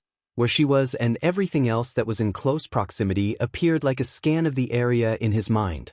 The enhanced feeling faded away after he avoided the attack, leaving him feeling somewhat depraved now with his less accurate vision. Izuku proceeded to dodge Momo's next 3 forward jabs and 4 swings in quick succession, trying to focus on the feeling of his spider sense enhancing his other senses so that he can always utilize his senses like All Might was trying to teach him. After her final jab at Izuku, Momo went for an overhead strike with as much force she could muster. She almost hesitated due to the fact Izuku wasn't moving or reacting at all but knew that wouldn't be beneficial for his training. As her staff quickly descended down to hit Izuku, Momo watched in shock as both of Izuku's hands caught the staff just before impact. In her moment of shock, Momo failed to counter Izuku's push of her staff so that he could lead with a straight right jab. Momo could just barely react in time to grab the other end of the staff and pull it into a diagonal defensive position to block Izuku's punch. She then immediately responded to his follow-up left with enough accuracy to push it off course from its target. Still not used to one-on-one combat, Izuku was pushed a bit off balance by Momo's counter but quickly used the momentum of his punch to spin his body around. With the momentum still being carried, Izuku jumped up a little to follow up with a powerful spin kick. The kick made a powerful impact with Momo's staff and it snapped in half from the sudden force, Izuku instantly backing away a few feet. Momo herself was both shocked and impressed at the potential power residing within Izuku. Now with two short staffs in hand, Momo changed her stance to a more speed-based one and couldn't help but smile as she rushed him. With a better understanding of how to fight, Izuku dashed to meet Momo with his own smile as they were both really getting into the sparring match. Fast jabs, hooks and kicks were flying like a flurry of wild birds from Izuku while Momo's strikes, swings and occasional kicks were fast and precise like a snake lunging at its prey. Most of their attacks were either countered or dodged by the other, but they didn't care, they were having the time of their lives. Countless attacks were thrown at each other before they both backed away trying to catch their breath. Izuku undid his BFLD, still grinning with a tired expression on his face while Momo began giggling to herself before it evolved into complete laughter. Giggling a little himself, Izuku attempted to ask her why she was laughing but he couldn't even get the words out as he ended up joining her in a fit of laughter. A few minutes passed as the two teens enjoyed their fits of laughter before they finally sat up and looked at each other, Momo being the first to break the silence between them. "I've never laughed so hard before," Momo confessed as she rubbed her watery eyes while Izuku did the same. "Me either. I didn't expect that to be so much fun," Izuku stated, his nervous stutter calming a little as he was actually starting to feel a little relaxed around Momo. "You're a really talented fighter, Midoriya-kun. The fact that you realized you were overthinking your movements and were able to fight more efficiently shows you know what you're doing," Momo complimented with a smile, that comment alone turning Izuku back into a bright red mess. Once again, Momo couldn't help but giggle at Izuku's nervous nature as it was just so cute coming from him. As she was looking at him, she also spotted that the sun was beginning to set, meaning that it wasn't long until he had to leave. Izuku noticed it too but thought of something quick as an excuse to visit her on his rest day tomorrow. "Ichemon, would you mind if you could teach me to draw, like you?" Izuku nervously asked as an embarrassed mess. "Of course. I'd be more than happy to oblige, and maybe we could make it a regular activity along with our sparring." Momo began with a bright look of excitement in her eyes before she quickly returned to her more mature and composed expression. "Yeah, I like the sound of that." Izuku smiled to her as he slipped on his shirt while heading towards the edge of the roof. Momo couldn't help but want to watch him swing away, so she walked towards the edge as well. He gave his final goodbye, a shy smile on his face, and swan dived off the roof. Not being able to help but watch with a smile, Momo observed Izuku as he swung through the city with complete ease, his body twisting and bending as if it was a completely normal thing to do. Even from the faraway distance he now was, Momo could tell the look on Izuku's face was one of pure adrenaline and confidence. The fact he could swing so high up in the city with complete confidence yet was a stuttering mess when it came to talking to her was such a peculiar thing about him. Momo wanted to learn more about him. What exactly made him tick? What life did he live to be who he was? Just how talented was he? One thing that Momo knew for sure though, was that he is by far the most intriguing person I've ever met. Chapter 3. Speech, Thoughts. Mental communication, phone, TV, letter, flashback, robot. Present Mike's speech, shouting, Ida, rage-fueled, Bakugo. Normal speech, quotations when he isn't using a mic or shouting. Question mark. Recap. Now under the teaching guidance of the number one hero All Might, Izuku Midoriya trained both his mind and body to prove to himself he was worthy of taking on the power of One for All. With his own personal training based around his spider powers also happening, he eventually developed the highly useful web swinging. During the process of creating and refining his web swing, Izuku encountered the lovely Momo Yaoyorozu who clicked with him almost instantly. After some one-sided awkward talking, the two left as friends and the next day met as sparring partners. Not only that, but Izuku's school life sparked up as well, with Bakugo noticing Izuku seeming different and almost attacking him because of it. Before the explosive teen could strike him though, something in Izuku snapped momentarily, leading to something unnatural awakening in him. Nothing really changed in the next 2 weeks. All Might trained Izuku to improve his body's overall performance in both speed and power. All Might wanted to give his pupil the time to figure out how to fight properly without relying solely on his sight. Unknown to him, Izuku was training every other day with Momo, both in combat and occasionally in intellectual conversation. Both teens' movements were getting sharper and quicker with every sparring session, leading to the both of them coming out of it as better fighters. Oblivious to his extra efforts, All Might stood on Takoba Municipal Beach waiting for Izuku to arrive. Within minutes, Izuku arrived at the slightly clearer beach in his training clothes, shakily walking towards his mentor with a hint of hesitation in his step. "Come on, kid, I want to see what you've learnt on your own." All Might smiled before he transformed into his buff form. Izuku was undoubtedly intimidated by this hulking form, but he reassured himself that he was actually making progress thanks to his training and that he could in fact fight now. Taking a big breath in to calm his nerves, Izuku slipped off his tracksuit jacket, leaving him in only a tank top and his tracksuit pants. He lowered his body a little into his new fighting stance, now mentally and physically prepared to fight All Might. His somewhat crouched position gave All Might pause from how different his fighting stance was compared to their last fight. "Whenever you're ready, young Midoriya." All Might boomed as he gave a hearty closed-eye laugh. The instant that he had opened his eyes, Izuku had almost silently dashed forward with a speed that not even the hulking hero expected. All Might couldn't help but smile even more at the serious look on his protégé's face as Izuku's right fist came flying towards his face. All Might had simply moved his head to the side to avoid Izuku's quick punch but didn't manage to dodge the follow-up left knee that hit the hero directly in the jaw. Now trying to grab and restrain Izuku, All Might raised his arms up, but before he could even attempt to grab him, Izuku was already pushing off his chest with his free leg. As Izuku landed back on his feet after doing a quick backflip, expecting a strike from the large hero, he watched as All Might burst out into the most heartfelt laugh to date. "My word! You have exceeded my expectations once again, young Midoriya. I had no idea you had such fight in you." All Might boomed while Izuku nervously chuckled. "I didn't do it alone," Izuku said with a small stutter in his voice as he thought of Momo helping him out over the past week. "Oh, do tell."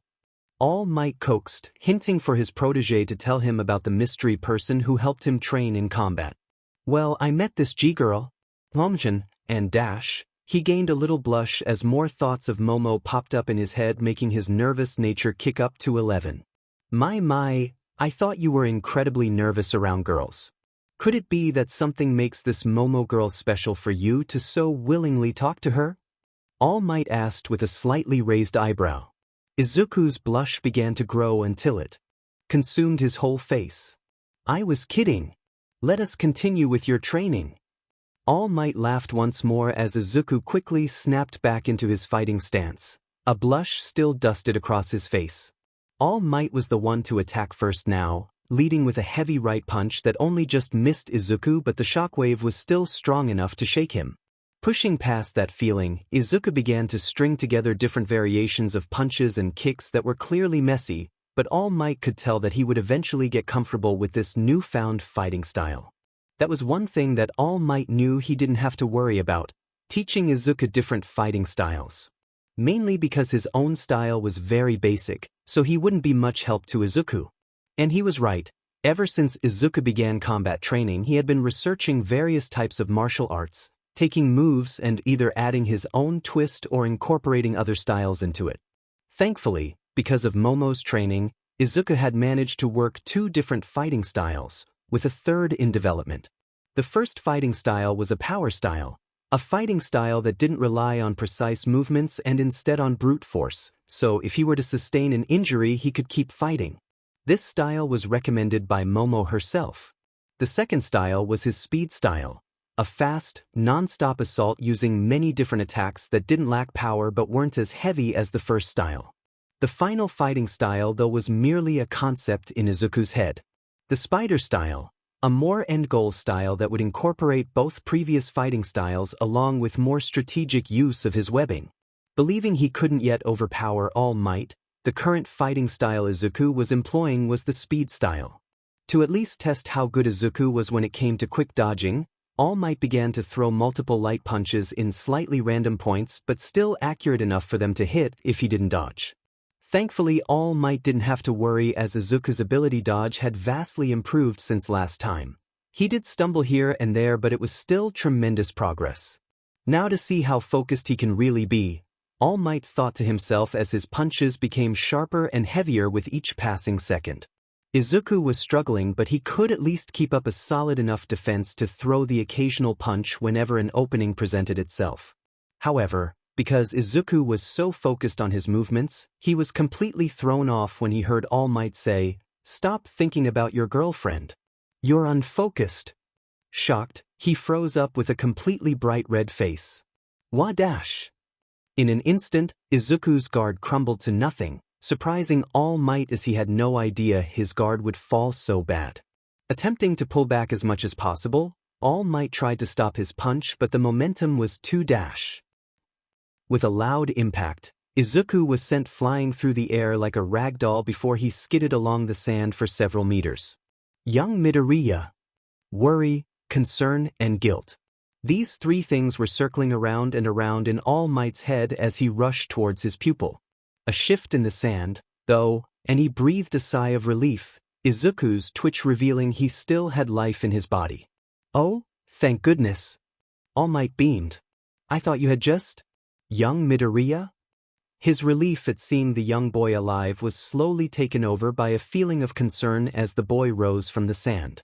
Izuku was indeed standing, but his body seemed limp.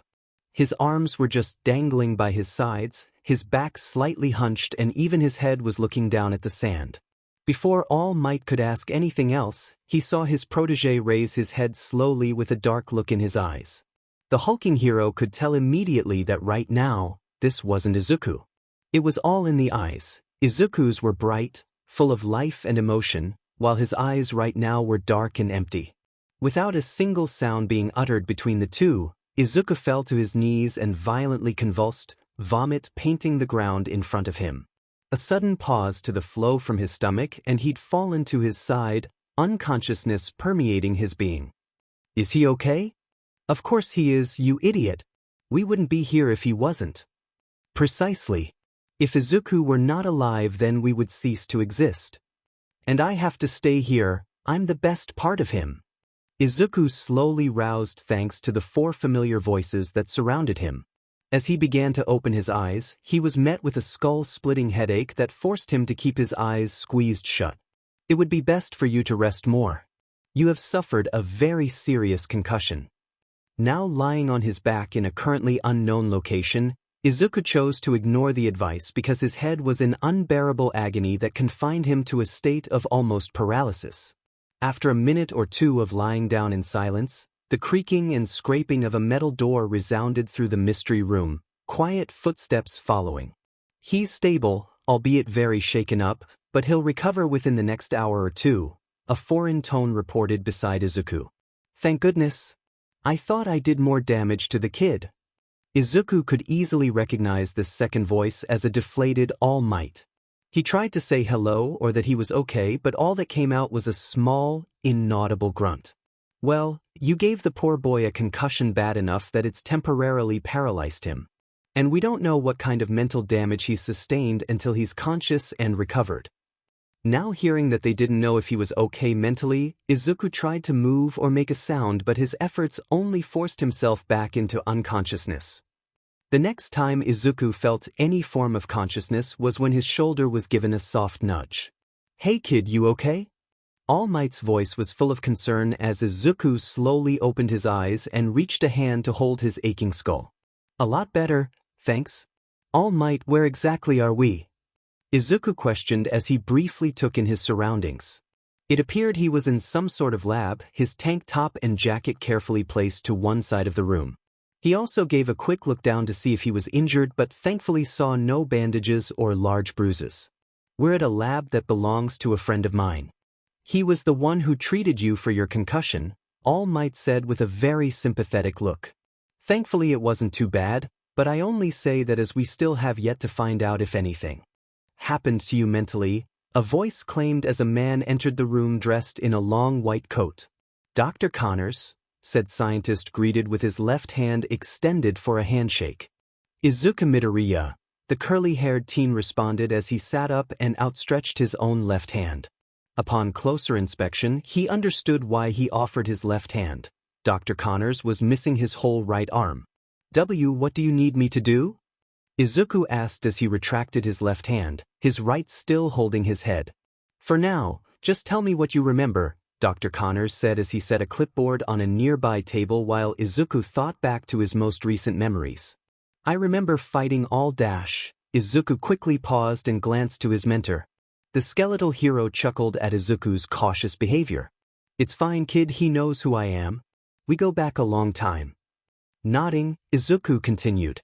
"I was fighting All Might on the beach, then I think I dropped my guard. After that it's all just black," Izuku confessed before asking, "Where are the other people that were here?" "Because I remember hearing other voices in the room earlier." Both adults looked at each other with concern in their eyes. Izuku could tell from their looks what they were thinking. There was nobody else here, was there? Both All Might and Dr. Connors nodded slowly to his query while Izuku's eyes widened and he tried his best to keep calm. "It's probably nothing to worry about. You might have been experiencing delusions while your brain was still dealing with that concussion," Dr. Connors assured the teen in an attempt to prevent him from freaking out more than he already was. "Yeah, I guess you're right." Izuku breathed out in relief with a small smile on his face. "We'll let you rest for the moment, but you're free to leave whenever." Dr. Connors collected his notes and moved to the exit with All Might in his wake. As the door softly closed behind the two adults, Izuku couldn't help but lie back down on the examination table to rest his brain a little more. Your brain dealing with the concussion, what a load of crap. With a slightly hesitant expression on his face, Izuku slowly sat up and scanned the room with wary glances. The voice sounded familiar to him, but thanks to his head injury, he was really struggling to place it. "That injury opened up a door for me, giving me access to the building blocks that make you, or perhaps I should say." The curly-haired teen kept looking around the empty room, a little scared now as the voice was echoing around him. He'd surveyed the entire room before him, so turned to look behind, but when Izuku turned back straight, another person's face was situated directly in front of his own. The sudden scare made Izuku instinctively leap off the table and onto his own 2 feet as he stared in fright at what he assumed was an intruder crouching on the table. Izuku was at first confused by the intruder's words, but as he examined them it started to make sense why they said, "us." The intruder was clearly in his teens with an outfit very much like his own. In fact, it was exactly the same. Not only that, but everything was the same in comparison to himself. The only difference between himself and this doppelganger was that Izuku's eyes were a lot brighter in color and his hair was a lot more naturally curly. Izuku tried to speak, but the shock of what now stood in front of him was too great for him to process, though it didn't seem to matter as the doppelganger already knew what he was about to say. "What am I? I am you. Well, the better parts of you anyway. I didn't need all that doubt holding me back," the copy said as he sat on the examination table while Izuku slowly picked himself back up. "Better parts?" Izuku questioned in a subdued tone just loud enough for the doppelganger to hear. "When that concussion hit, your inner defenses lowered, which allowed me to access the core parts of your personality: intelligence, worry, anger, joy, sadness, courage, and anxiety. Those voices you heard earlier, all me. I thought it best to not take the things I didn't need. After that, it's a little fuzzy, but here I am." What Izuku now assumed to be mental image stated as it extended its arms out to either side. "It's just like Dr. Connors said, it's just a side effect. This will pass. This will pass. This will pass," Izuku repeated to himself quietly as he held his head in his hands, trying to avoid having any form of panic attack. "Oh, poor Izuku, you're freaking out now? Then I'm going to have a hell of a time with you." With that statement actually sending chills down his spine, Izuku quickly grabbed the rest of his clothes, dressing his top half before rushing through the door All Might and Dr. Connors had used earlier. Izuku was stopped though as the doppelganger was now between him and the door with a smile still on its face. "Oh no, you aren't going anywhere. I want what should be mine." the copy said as it imitated donning gloves before promptly vanishing. Izuku's eyes darted around the room to try and find the thing in his head but saw nothing. Suddenly, his eyes shot downwards to his body as an almost numbing sensation washed over his left arm. Staring at his now limp arm in worry, Izuku watched as his hand clenched and relaxed repeatedly. Not sure what to do, the teen used his right hand to grab his wrist and stop his left arm from moving on its own. "Get out of me!" he shouted in wide-eyed fear as he started shaking where he stood. With full control of his body back, that thing seemingly somewhat complying with his desperate plea, Izuku wasted no time in charging towards the door in a silent internal panic. The two adults were a little startled by the teen's sudden entrance, but after seeing his expression, Dr. Connors quickly pointed to a door in the far left corner and a large square hole in the ceiling, stating, "That door will give you ground access while that vent will take you to Dash." Not even able to finish his sentence, both adults watched as Izuku leapt up the vent, running up the wall while using web zips to keep him on the wall. Within the vent, a hatch opened up at the top, allowing Izuku out into the light. With a quick survey of his surroundings, Izuku quickly worked out he was only a quick 5-minute swing from Momo's and thought that maybe talking to her would calm him down. Sat on the balcony with a cup of Gold Tips Imperial black tea at her side, Momo was lounging with a good book. She was happily reading away, occasionally looking up to take in the beautiful sights that her building provided. With a small smile, she did notice in one of her glances that a certain web-swinging individual was approaching at speed, but simply continued to read as he made his way over to her. After about 20 seconds, Momo could see Izuku slowly dropping down in front of her, upside down, dangling on a single thread of webbing. "Hi Midoriya-kun, I'm happy to see that you're getting more comfortable with your webbing. Anyway, what can I do for you?" Momo greeted warmly as Izuku responded with a fake smile. "You wouldn't mind if I just stayed here for a few hours, would you?" Izuku asked back to the ponytailed teen. This already said a lot to her about how he was feeling, leading her to ask, "You had a rough day, didn't you?" "Something like that." Setting down her book, Momo opened the glass door into her place and pointed to a corner room, stating, "Go in there, take a shower and come out when you're feeling a little better." Izuku was a little surprised by such a kind gesture but graciously accepted it nonetheless. I know she said her parents were rich and fancy, but this is something else. Izuku thought to himself, stunned as he looked around the spotless bathroom that was probably twice as big as his bedroom. Slowly slipping out of his clothes and setting them by the door, Izuku turned on the water and kept back for a couple of seconds before stepping under the hot flow of water. As steam began to cloud around him, Izuku's mind and body relaxed into the warmth. It really didn't take long to wash himself. Izuku just couldn't help but stand under the shower head, letting his wet hair flatten and flow, covering his forehead and obscuring his vision. After a couple of minutes of the therapeutic relaxation in hot water, Izuku slowly stepped out of the shower and wrapped a towel around his waist. He quickly realized that his training clothes had already been taken away from beside the door frame as, in their place, there was a new set of clothes lying neatly folded. After quickly drying himself off with the towel, Izuku put on the jeans and black t-shirt loaned to him, exiting the bathroom to spot Momo back over at the balcony. "Thanks for letting me use your bathroom." Izuku thanked Momo as he pulled his shirt down fully, taking up the seat adjacent to hers. "Happy to be of assistance. I wasn't too sure on your measurements, so I hope those fit all right," Momo said with a slightly insecure tone, not too sure if Izuku was comfortable in the clothes she made. No. They're fine, Momo-chan, I swear." Izuku quickly reassured and watched her expression melt from worry to a soft smile. He looked away and occupied his eyes with the indoor area, a tad embarrassed by her smile, and something clicked in his head. "Why is it every time I've come here, I never see anyone else here?" Izuku asked, trying to carry on the flow of conversation as best he could. "That's because it's only me. My parents own the building, I just live here because it's an easier commute, and I'm not the biggest fan of my parents' views," Momo explained with a soft sigh. The explanation left Izuku a bit speechless as he didn't really have much experience he could draw from to assist with continuing the conversation. "So, how's your day been?" Izuku awkwardly asked after a couple seconds of silence. Momo calmly responded with, "Not too bad. Did a little exercise, Did some studying then. I thought I'd enjoy some time alone out here reading this book. Oh, I didn't mean to dash. No, it's fine, I enjoy your company. That comment from Momo made Izuku's face flush red as he couldn't help but hide the side of his face with his hand. Momo was momentarily puzzled by Izuku's sudden change in demeanor, but when she caught a glimpse of his face she knew that he was simply embarrassed. Gently setting down her book, Momo turned back to Izuku. Do you mind me asking what happened in your day? Momo asked her curly-haired friend to try and snap him out of his embarrassment. I had a training session first thing this morning to show my trainer how much I've improved on my own in terms of combat. But I guess I dropped my guard at one point and I suffered a major concussion apparently.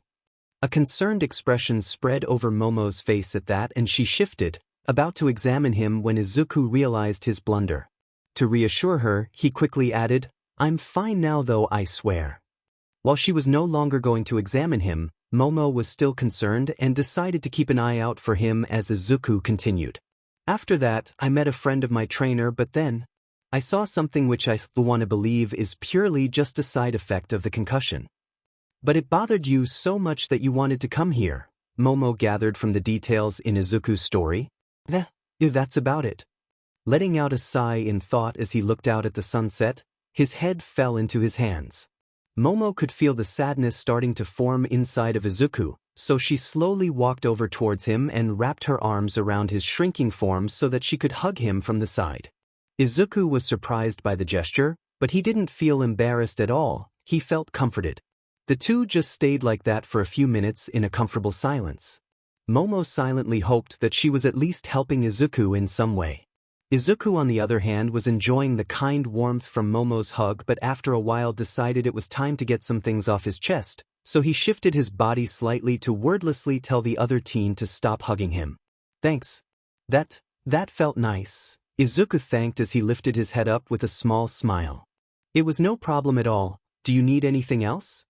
Momo asked, still concerned for the curly-haired teen's mental well-being.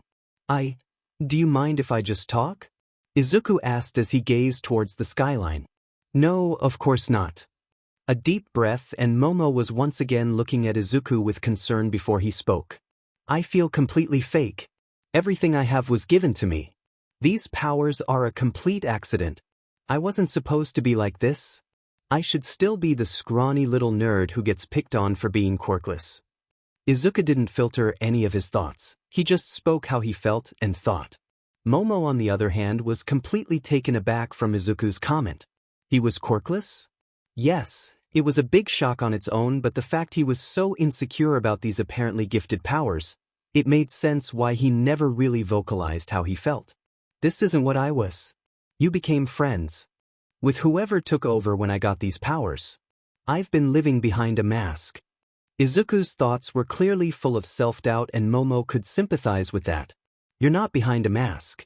You may have physically changed, but you're still you, so to me it seems like you were always this kind-hearted, Momo tried to reassure Izuku. All he could do was look at the floor and mull over her words, when suddenly he felt his phone vibrate. As Izuku removed his phone from his pocket, Momo moved away and took her empty mug inside. Hello. Hey kid, do you mind coming back to Dr. Connor's lab? He's found something that well, it's better that you hear it in person, All Might answered back over the phone. Izuku felt a small shudder of worry shoot through his system. Okay, but do you mind if I bring someone with me? Izuku asked as he turned his head to look at Momo, who was humming to herself while washing up a few dishes. That Momo girl that you spent 2 weeks training with? Knowing that All Might would worry about the privacy of information, Izuku tried to explain why he thought Momo would be fine. Yeah, I mean she knows that my spider powers aren't natural and she's incredibly smart. She could more than likely assist Dr. Connors with his research, and I would trust her to know about your identity and keep it secret. There were of course a couple seconds of silence over the phone with All Might considering what his protege was asking of him, but with a small sigh, he told him, okay, I'll allow you to bring her along, but if she finds out too much then you've got to be the one to talk her into not sharing anything. A grin on Izuku's face, he responded, of course, I'll take full responsibility for anything that happens. Oh, and thank you as well, All Might. Izuku thanked as he hung up the phone. Finishing up cleaning the remaining dishes, Momo walked over to Izuku after having seen him finish his phone call. "So, I'm guessing that you're gonna have to go," Momo stated with sad smile but was surprised when Izuku smiled a little. "Yes, but you can come with me. Dr. Connor's lab is only about 5 minutes away and I don't think what I'll be told is good news." With a sad expression slowly showing itself on Izuku's face, Momo smiled and quickly spoke up. "Well, let's get going then. If it's only 5 minutes, then I guess we'll get there by Fu. What are you doing?" Momo began to talk as Izuku turned around and crouched down slightly. "We're swinging there," Izuku simply stated with a small smile. Momo looked a little worried, asking, "Are you serious? I mean, I don't think that I'll be able to hold on while you dash. Just trust me. Please." Izuku smiled as Momo hesitantly got onto his back and wrapped her arms around his collar, and just as she opened her mouth to say something to him, Izuku leapt off the balcony, causing a surprised scream to shoot out her lungs. With her hold on Izuku tightening and eyes locked shut, Momo wanted to smack Izuku upside the head for giving her the biggest fright of her life. But as she got used to it a little, her death grip loosened, and she began to revel in the sensation of the wind brushing past her face and flowing through her hair. Momo's fear of falling faded steadily as she could feel a sense of reassurance from Izuku, who was currently sporting a cheeky smirk adorned with an embarrassed blush. After a few more seconds, Momo shakily opened up her eyes and was shocked as she saw Izuku was swinging with as little lift as possible so that she would be safe. While she was flattered by the gesture, Momo was secretly loving the adrenaline and wanted to feel the sensation of when Izuku swung at his normal speed. "If you want me to swing faster, then you better hold on tighter," Izuku shouted so that Momo could hear him. Following the advice, Momo tightened the lock her arms made and wrapped her legs around his waist so she wouldn't slip off. Now knowing she wanted a change in pace, Izuku began to pick up speed. Swinging with larger arcs than previous, he built up more and more momentum, throwing in the occasional fancy twist or flip which at first scared Momo. However, as the adrenaline kicked in more with every swing, she couldn't help but laugh with every trick he pulled off. "We're almost there. It's just around the next corner," Izuku shouted through the wind while Momo kept laughing from the adrenaline rush. "Make a detour. This is amazing." Momo laughed in a tone that seemed so out of character for her that Izuku couldn't help but comply as he started to swing faster and harder through the concrete jungle. It was another hour until the two teens had swung onto the roof of Dr. Connor's secret lab. Momo climbed off Izuku, giggling to herself before shouting, "That was so much fun," in a bright and excited tone. Stiffening, she looked back at Izuku, realizing her actions, and straightened herself up, clearing her throat. "I mean, that last hour was very enjoyable, thank you, Midoriya-kun," Momo said, trying to appear calm and collected while a faint hue of red was spread across her face in embarrassment. Izuku couldn't really help himself from smiling as a bit of Momo's true nature peeked out. The trapdoor to Dr. Connor's lab then opened, the two's presence on the roof obviously being noticed, so Momo held on to Izuku once more. A quick confirmation that she was ready and he jumped down the hole. Using some webbing he stuck to the top to rappel down the vent with control rather than fall. It didn't really take long at all for the two to reach Dr. Connor's lab as he welcomed them with a warm greeting. Momo removed herself from Izuku but was left in awe at all the astonishing scientific equipment that surrounded them. "So, I presume this isn't your completely fine call, is it?" Izuku quietly asked Dr. Connors while Momo happily enjoyed looking and reading everything in the lab. "I'm afraid so. While you were unconscious, I decided to take some blood samples considering the condition you were in. And just as you left, I found your blood is like nothing I've ever seen before." Dr. Connors started with a perplexed look on his face as he brought up two video feeds on one of his many computer screens. On the left, there was a large quantity of red blood cells currently stationary that seemed perfectly normal. However, on the right side, the blood cells were pulsating and misshapen as small tinges of black rushed around the surface of the cells. "As you can guess, those cells are yours. They seem to have a connected entity bonded to them individually." The Oscorp scientist then brought out two vials that had raised out of the desk, one completely still and red while the other was jet black. Oh look, he split us apart. Well, two tiny parts of us. A voice spoke into Izuku's ear, making him turn around because of the surprise. Once he saw his doppelganger standing there, smug like earlier, Izuku turned back to Dr. Connors.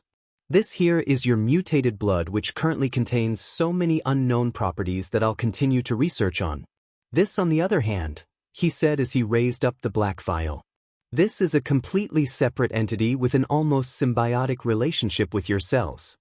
Oh, symbiotic? I really like that word. Izuku ignored the voice infecting his brain and asked something to the one-armed scientist. Dr. Connors, what would happen exactly if that symbiote was to reach and inhabit my brain cells? Suddenly, the doppelganger walked in front of him with a face that was no longer filled to the brim with confidence. Whoa there, kid. You tell him about me and they're gonna try and separate us. I make you better, I make you stronger. All that crap about taking over your body, I was kidding. The doppelganger insisted to Izuku while Dr. Connors still looked deep in thought about what Izuku asked.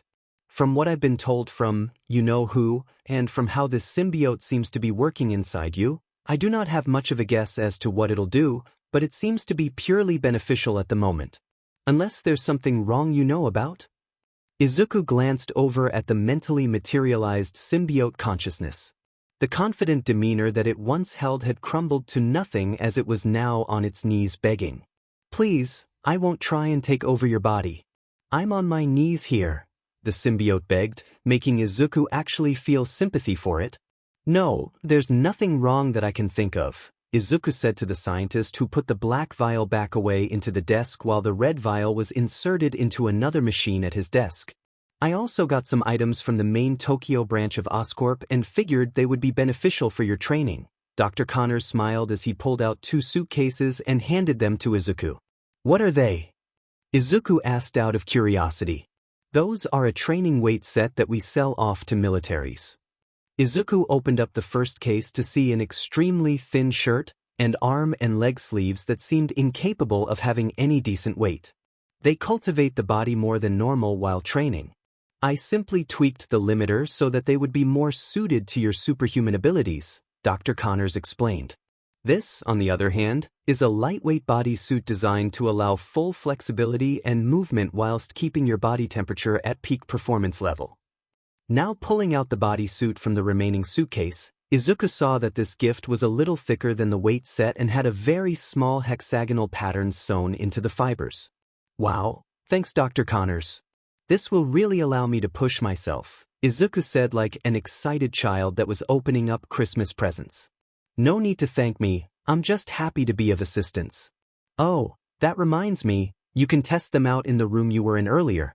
Everything is cleared out of there, so it should be to your liking. Just knock on one of the walls when you're ready. With the offer being clearly displayed to him, Izuku took both cases into the big chamber. So, there's something living inside him. Momo said as she walked over to Dr. Connors. It shocked Dr. Connors that she knew, but he assumed that she must have been listening in. Yes, but it does appear to be only a beneficial being at the moment. The two heard a faint knock on the metal wall in front of them, leading the one-armed scientist to press a button under the countertop in front of him. Without a sound, the gray wall became transparent like glass and the two of them were able to observe what was inside without entering the room. Momo almost instantly lit up red with embarrassment at the sight of Izuku in the very form-flattering, skin-tight suit that only left his head, hands and feet exposed. The device that controls the weights should be in the case. It should have the appearance of a standard smartwatch, Dr. Connors announced as he spoke into a microphone, earning a nod from Izuku. So, Momo, what is your take on Izuku's situation? I know he's happy with his newfound powers and abilities, but he's still incredibly insecure with the physical changes. He believes that when he got his powers, he became an entirely new person, Momo stated as the both of them watched Izuku practice his fighting moves. So he's having doubts about his abilities, Dr. Connors replied with a sense of realization in his tone. You see, Izuku grew up in a very negative environment. He's been bullied, mocked and isolated to this day by his peers and those around him, simply because of who he is and things he cannot help. Even his mother shot down his dreams when he was only 4, leaving him with this permanent scar on his heart, Dr. Connors recounted, trying to recall as much as he could remember from what All Might told him. He then turned to face Momo fully, countenance serious. "From what I can assume, you're his first genuine friend." Momo was shocked to hear that someone who's usually so happy had gone through so much neglect in his life. "But at least, his powers will make him realize his true potential," Momo stated in a hopeful tone. Dr. Connors remained silent as they both returned to watching Izuku train, using his web zips along with a variety of attacks to build more on his spider style. The silence was eventually broken though when Dr. Connors offered an option to Momo. "What if you were to have the same power to realize your potential?" Chapter 4. Speech, Thoughts. Kaioi in Control Speech, Kaioi in Control Thoughts. Mental communication phone TV letter flashback robot. Present mic speech shouting Ida rage-fueled Bakugo. Normal speech quotations when he isn't using a mic or shouting. Symbiote. Recap. After encountering and training with the likes of Momo Yaoyorozu, Izuku Midoriya had begun to further his training a small amount by creating very basic fighting styles for himself whilst training with All Might. During one of his sparring sessions with the #1 hero, Izuku sustained a large head injury requiring medical attention, so got taken to a friend of All Might, Dr. Curtis Connors, for privacy reasons. Unfortunately, while in the confines of Dr. Connors' lab, Izuku discovered that his newfound powers weren't all plus sides as a mental manifestation of the symbiote inside Izuku took a dark turn. After threatening Izuku by trying to take over his body, the symbiote struck a sense of terror in the teen, leading him to seek comfort from Momo. After talking with Momo and heading back to Dr. Connors' lab, Izuku was gifted a useful streamlined and flexible training suit. Meanwhile, Momo was made an offer that shocked even her. "What if you were to have the same power to realize your potential?" "What?" The question from the Oscorp scientist left Momo shocked and at a complete lack of words as he brought up the screen of Izuku's blood again. "I believe that what happened to Izuku can be replicated, and if it can be replicated then it could be possible to heal wounds thought to be impossible," Dr. Connors added while his left arm instinctively reached for the right side of his body. While this did clear up a little bit of Momo's confusion, it still remained in her mind. "But why me? You work at Oscorp, don't you? Why can't you get someone from there to be your guinea pig?"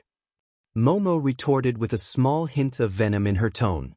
"I know it sounds bad, but trust me when I say this. If any company or government finds out he was artificially given such power, then he would be taken apart, piece by piece.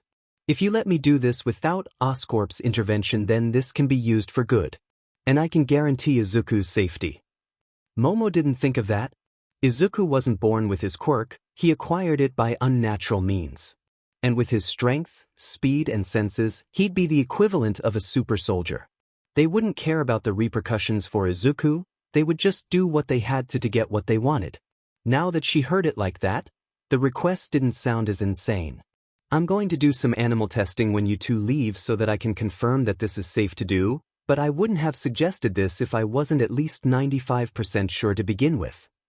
"Well, we should at least tell Midoriya. We can't even risk Izuku knowing." "I'm sorry, Momo, but if you agree to this, it never leaves us," Dr. Connors insisted with a completely serious tone. Can I at least think this over?" Momo asked as the options kept swirling around in her head. "Of course, I'm going to need at least a week to make a serum suitable for human trials, so please take your time. Just call this number when you've reached a decision." Handing Momo a piece of paper with a phone number written on it, the Oscorp scientist then quickly hid all the tabs on Izuku's blood as said teen was on his way back in. "That suit is amazing, Dr. Connors. It will double my training productivity." Izuku gushed as he was putting on his casual clothing on top of his new suit. "I'm glad to hear that. Please let me know if there's anything else you need to help with your powers." Izuku immediately knew that some web shooters that would filter his webbing to make it stronger would be ideal, but thought that asking right away might seem a bit rude. "No, nothing worth mentioning at the moment, but thank you for the offer." Izuku smiled before he moved over to underneath the vent, Momo quickly moving onto his back so she could get out and clear her head. "Thank you again, Dr. Connors." Izuku waved before he leapt up the vent with Momo letting out a small yelp as he did so. After a quick drop-off at Momo's place, Izuku was now currently web-swinging and rooftop running across Tokyo to head home as darkness was beginning to fall on the city. Izuku eventually took a quick break and landed on a nearby rooftop, breathing at an irregular pace. It's weird being tired, but not being even the slightest bit sweaty. Izuku chuckled to himself as he sat down on the concrete roof. "You're tired because you never turned off the weights, you idiot," the symbiote image said, appearing in front of Izuku. "That's because they don't actually weigh anything, they just simulate the effect of weight through muscle STMLTN, Izuku explained as he double-tapped the weight control to deactivate it. "We need to set some ground rules," Izuku insisted with a serious tone in his voice. "Whoa, okay, lighten up a little, will ya?" the symbiote image said, looking a little offended while defensively raising up its hands. "Given our previous interactions and threats, I might add, can you blame me for being a little cautious?" Izuku quickly retorted, making his mirrored image scratch the back of its head with guilt. "You have a point, but can I at least explain myself before you try anything?" Izuku did hesitate in his response as the symbiote's actions and words were a lot different compared to when it first showed up. "Please explain yourself," Izuku said with some reluctance. "Right, so it took me a few hours to gather all my memories and also go through some of yours.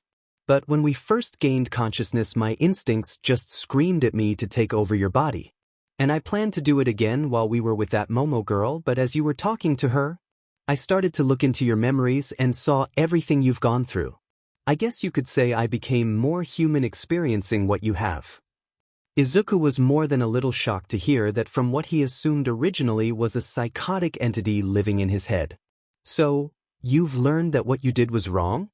Izuku asked to try and gauge if everything he was being told was true or not. "Yeah, and besides, we would be much better trying to work together rather than fighting for control every second," the symbiote laughed while now sitting in midair. "So, what exactly do I call you?" Izuku asked as he kept thinking that the name parasite or symbiote didn't really seem like a good enough name. "Don't know. I did like the sound of symbiotic, that's it. You may now refer to me as Kaioi, Master of Voices," the newly named Kaioi proclaimed proudly with its arms spread out. "Too much?" "I sensed it was too much," Kaioi followed up as it saw Izuku's expression. "I like Kaioi though, it's a good fit," Izuku commented as Kaioi began to spin in the air with a big grin on its face. "You know, being in your head isn't actually that bad. I know that once you begin trusting me, we can start alternating control." "And why would I allow you control?" "No offense." Hoping not to offend the other consciousness, Izuku tried to remain cautious about what he said. "None taken, kid, but let's face it. You are way too uptight and logical. I, meanwhile, am laid back and reliant on instinct," Kaioi began. "That whole thing with Bakugo, for example. You're welcome, by the way. You would have gotten a black eye if it weren't for me." "That's completely true." Izuku tried to defend himself but failed as he quickly realized that Kaioi was absolutely correct. "So maybe if I build up a sense of trust with you, you might consider switching control when needed?" Kaioi asked with a hopeful look on its face while extending out an imaginary hand. "Okay, but it's going to take some time." Izuku extended his own hand to shake Kaioi's, who seemed relatively pleased with the deal. "Fine by me." As the next day rolled around, Izuku decided to keep the training sleeves on so that he could strengthen himself whilst still at school. Thankfully, the weights on their own weren't very thick at all, so they could be easily hidden. While he made sure the weighted gear was always on him, Izuku also made sure he always had a set of casual clothing and his new suit from Dr. Connors in his bag, considering he was always going straight to Momo's after his classes were done. It became the norm for Izuku to come home late, but Inko didn't question it. Her son was happy for the first time in a long time and she didn't want to take that away from him. Classes themselves actually became a little more tolerable due to Kaioi and, more importantly, Momo. Kaioi had all of his memories and knowledge, just a different personality, so with it literally floating over his head, he never ran into any errors because Kaioi kept fixing them as Izuku thought of them. However, it didn't help that the conscious symbiote kept making fun of everyone in his class. Momo on the other hand was the one keeping him up through the day. Due to them having near identical class times, they were able to text each other between classes. Most commonly, the two would talk to each other over the phone during their lunch breaks. All those little things topped with him visiting Momo actually left Izuku in a positive state of mind. It was actually the happiest he had been in God knows how long. Even as a week passed, everything seemed to be going fine. Until the end of the last class on Friday. Izuku was leaving the school, Kaioi floating beside him as the irritating consciousness it was.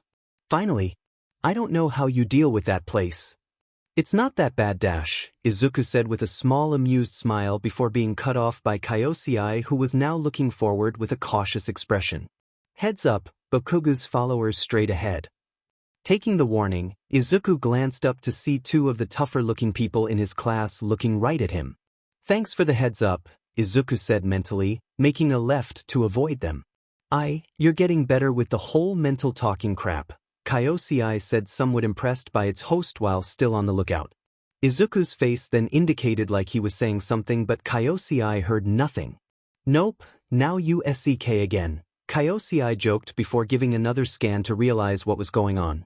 We're cornered and surrounded, fantastic. Kaioi sighed as it watched Izuku turn his way into a dead end before turning around to be met by Bakugo himself with his lackeys behind him. Hey Kaken. How are you? Izuku asked nervously, trying to at least figure out why he was being confronted in such a manner. Shut up. I'm getting sick of you. It's been almost 2 months and you've changed too much. I see you walking around on your phone with a shitty but smile and you laughing to yourself. So either you're hiding something or you've finally lost it. Either way, I'm sick of it. Bakugo's rage-filled screams were sharply interrupted as Izuku's phone began to ring in his pocket, making him regret not putting it on vibrate. Hold him was the only thing that left Bakugo's mouth as he commanded the smirking teens behind him. Izuku could feel his spider sense going wild in his head but chose to ignore it, seeing as he may as well deal with what he had coming. While his arms were pinned behind his back and he was forced onto his knees, Izuku looked down at the ground as his phone was taken from his person. Izuku, what the hell are you doing? You know that you can take these morons, right? Kaioi asked, trying to avoid yelling into Izuku's face as he knelt down to the same eye level as his host, only to be met with silence. Who the F is Momo-chan? Bakugo shouted as he read the contact on Izuku's phone screen out loud, seeing the picture of her smiling softly as the icon. It was Izuku's personal favorite picture that she had willingly given him a few days ago. She's a friend of me, Izuku tried to explain to him but was quickly cut off by Bakugo laughing. You're FING kidding me, right? Why would a hottie like her ever want to be friends with you?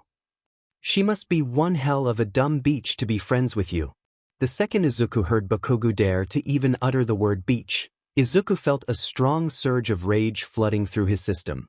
His teeth ground together as his muscles tensed to leap at Bakugo but forced himself back, knowing that it would probably be better for him to stay down.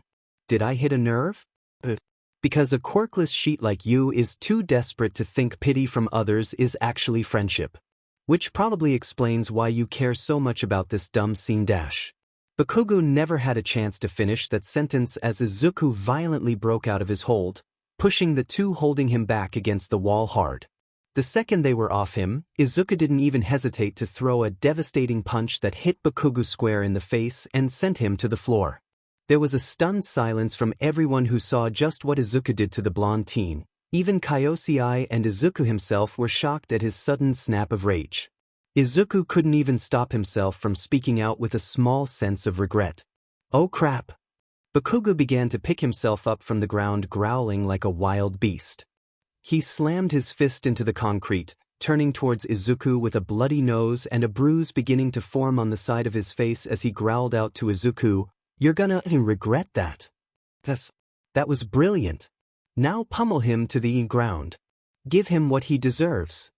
Kaioi encouraged its host, but Izuku hesitated and instead just grabbed his phone and dashed past Bakugo in an attempt to escape him, but that also failed. I will offend you.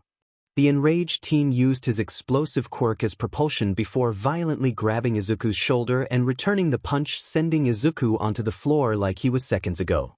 Bakugo didn't show any form of hesitation or mercy to Izuku as he flipped the curly-haired teen onto his back before just wailing on him. An onslaught of punches and point-blank explosions assaulted Izuku for several minutes while he tried to defend himself as best he could with his arms raised up. "Come on, kid. Fight back. You know you can overpower him easy." Kaioi shouted at Izuku only to get no response at all. "You can teach him a lesson. Make him pay for what he's done to you." Kaioi yelled this time, seeming to get impatient. "At least stand up for yourself." After a few minutes, Bakugo tired himself out from beating the hell out of Izuku and got off him before turning back and kicking Izuku straight in the stomach and again in his chest before storming off. The currently burned, bruised and battered Izuku tried to sit himself up but fell back down, letting out a loud, pained grunt as he clutched his chest in agony, looking up to Kaioi with pleading eyes. "I'll minorly fix your ribs so you can move, but I'm not healing you more than that. You've got to learn the consequences for not defending yourself," Kaioi said with arms crossed and an expression that just said it wasn't impressed at all. "That's fine." Izuku hissed in pain as he picked himself up and leaned against a nearby wall to keep himself from collapsing before mustering enough strength to start limping. In the 3 weeks that Momo had known Izuku, she realized something that she never had the chance to recognize in the past. Her life was boring. Sure, she had money to her family name, but that meant absolutely nothing when it made her miserable as all hell. Because all the schools she's been to have been full of self-absorbed assholes, she never associated with any of them at all. Even the ones who seemed nice were just abusing that nice exterior to get to others' money. And even while she was commonly by herself reading at school, home life was no better. Her parents showed little to no care regarding her becoming a hero or what she wanted in general. Her mother cared in terms of her well-being and being a proper lady, according to her, but she only humored Momo when it came to her dreams as a hero. Her father, on the other hand, was very clear on his opinions regarding his daughter, seeing as he was a very blunt, business-oriented man. He was also very clear when it came to Momo's relationships, seeing as he still believed in the recently reformed arranged quirk marriages. That last reason was why Momo insisted on living by herself at such an age, because they wanted to control almost every aspect of her life. Another aspect that bore her massively was the lack of a challenge. And yes, while it seemed selfish, Momo was sick that while she focused on her training as a hero, everyone else was worrying if their hair was perfect or not. It got very tiring very quickly. But once Izuku literally swung into the picture, he presented a much more interesting aspect to her life. For once, she met someone who not only knew nothing about who she was, but he provided a major challenge for her both in terms of combat and intellect.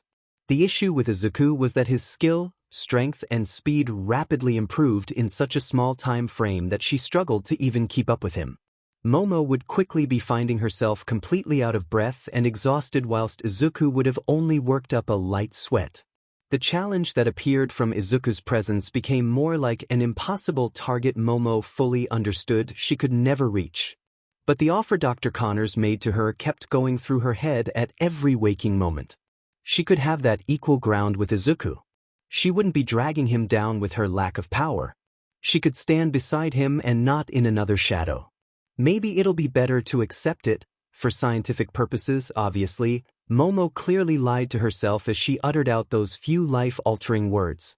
As she was looking at her phone, though, she couldn't help but be a little jittery since Izuku hadn't picked up his phone for the last 40 minutes, which was completely unheard of for him. Maybe she was just overthinking it all? Maybe he just got a little busy. That's perfectly acceptable considering how hectic his life was. It was almost worrying how fast Momo's head turned towards her elevator as the ding of someone arriving made her jump out of her seat. With a slow breath in and back out, Momo walked towards said elevator, hiding her inner concern. As the metal doors slid open, Momo's attention was immediately drawn to the fact Izuku was slumped against the side wall with his hood up so that his face wasn't even that visible to her. "Midoriya-kun? Are you okay?" Momo asked in a highly concerned tone while Izuku forced himself to walk without support. "I'm fine, don't worry."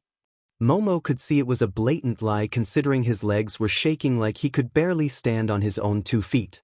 That became less of an observation and more fact as after a few steps, Izuku collapsed onto the floor, letting out a variety of pained noises. Izuku! Momo couldn't help herself from instinctively calling out his first name in concern as she rushed to his side. Worried about how bad the damage was, Momo quickly lifted him off the ground before carrying Izuku over to one of her softer couches and laying him down on his back. "What happened to you?" Momo asked as she quickly scanned Izuku's body for any lethal injuries, but in that process saw that his training weights were still on from the smartwatch he was wearing. "You idiot!" was the only thing Momo said as she let out a sigh before deactivating the weights, making Izuku cough out violently as his whole body relaxed into a near unconscious state.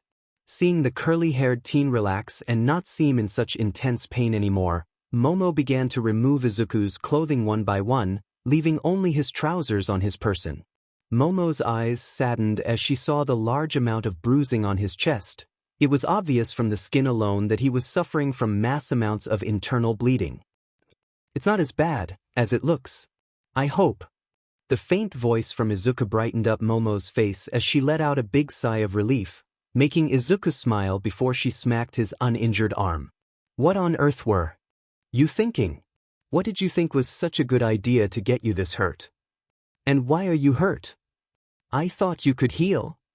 All the sudden questions were too much for Izuku to handle in that moment, so just went from the beginning of the problem. All the while Momo began to make bandages and wrap Izuku in them. "After my last class, I was cornered by Kaken Dash." "You mean Katsuki Bakugo, the guy who bullied you for years?" "Yeah, that's him." Izuku was a little surprised that she remembered him mentioning Bakugo but continued. "Anyway, I was cornered by Kaken and his friends. They held me in place and Kaken saw my phone when you called and he said things about you and I couldn't help but react. I realized what I was doing, then I got beaten up like this." Izuku began to explain before he tried to think of a way to explain Kaioi without actually explaining it. But he knew it was wrong to lie to Momo. "And I haven't been healing, because the symbiote inside me just wanted to prove a point. I may have lied a little when Dr. Connors asked me if there was something wrong when it came to the symbiote." Momo's eyes were just filled to the brim with concern as she listened to Izuku.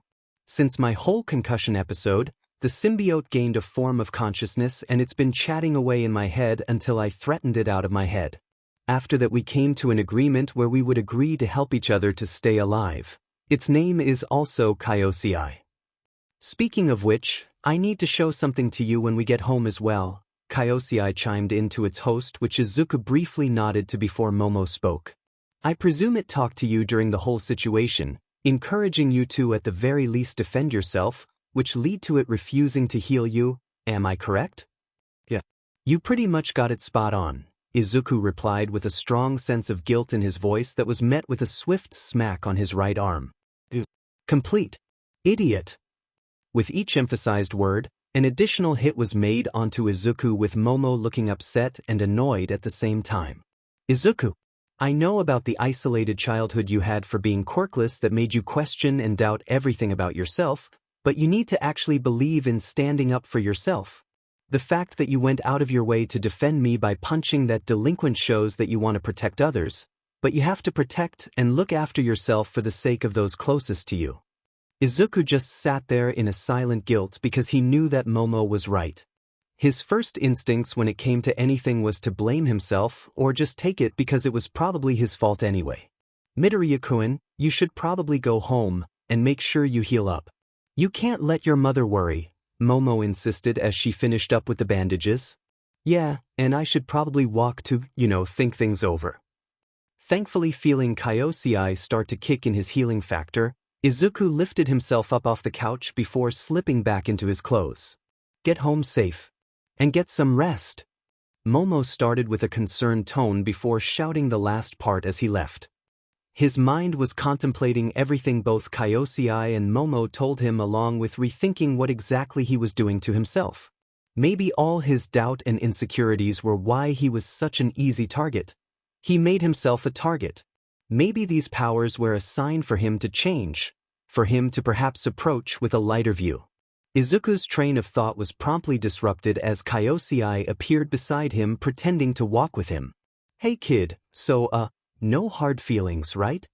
Shrugging his shoulders, Kaioi looked at his host who just gave a small smile back. Yeah, we're good. You had good intentions after all, Izuku replied as he swiftly moved his hood over his head due to the drizzle of rain now descending. By the way, why do you keep calling me kid?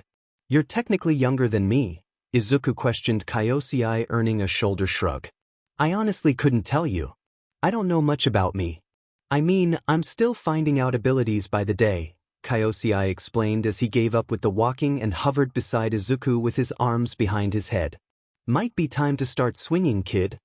Seeing the clouds above getting darker by the second, Kaioi warned his host as he was about to turn into an alley. Yeah, not a bad idea.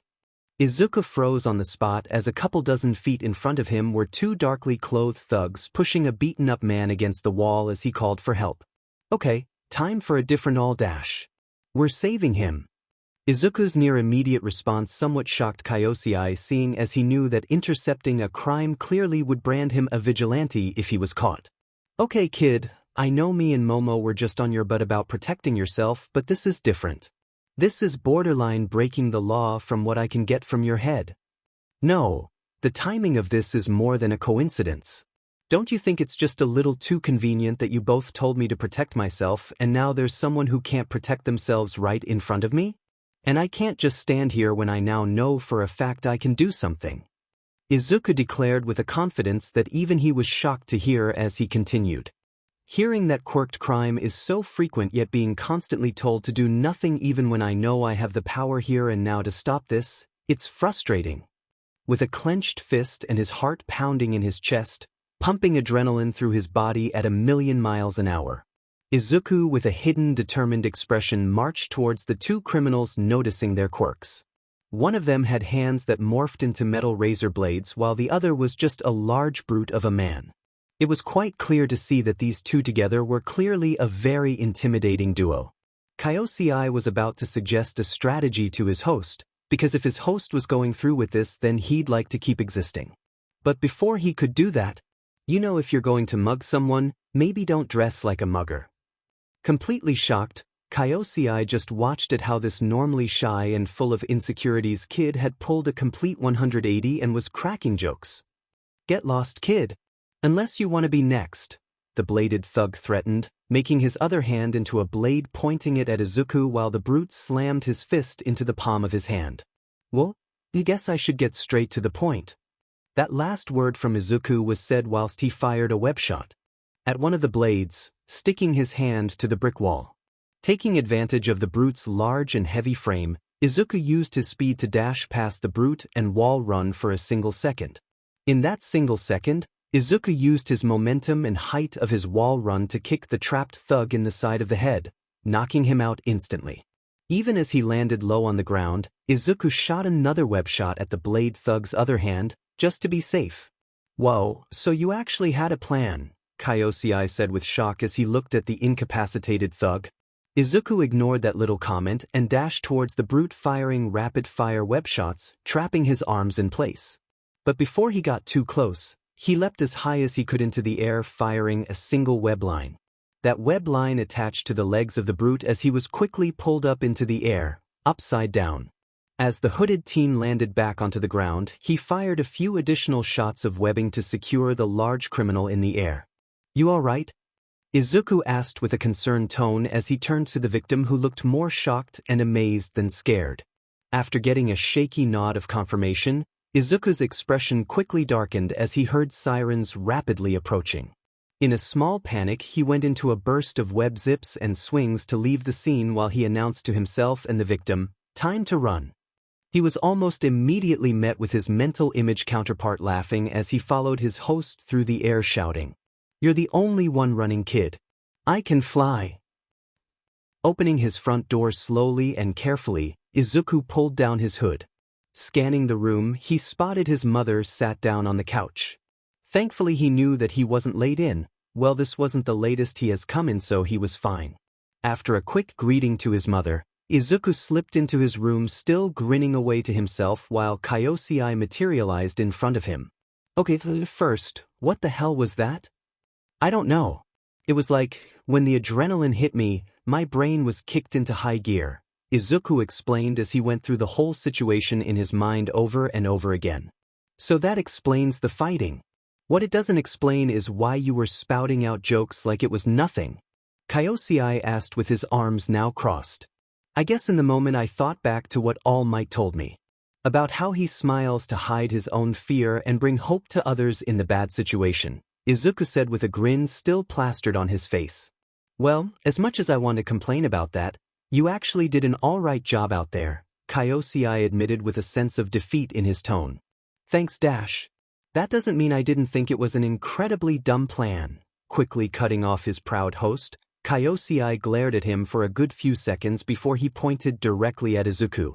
Take your clothes off, but for the love of my existence keep your underwear on.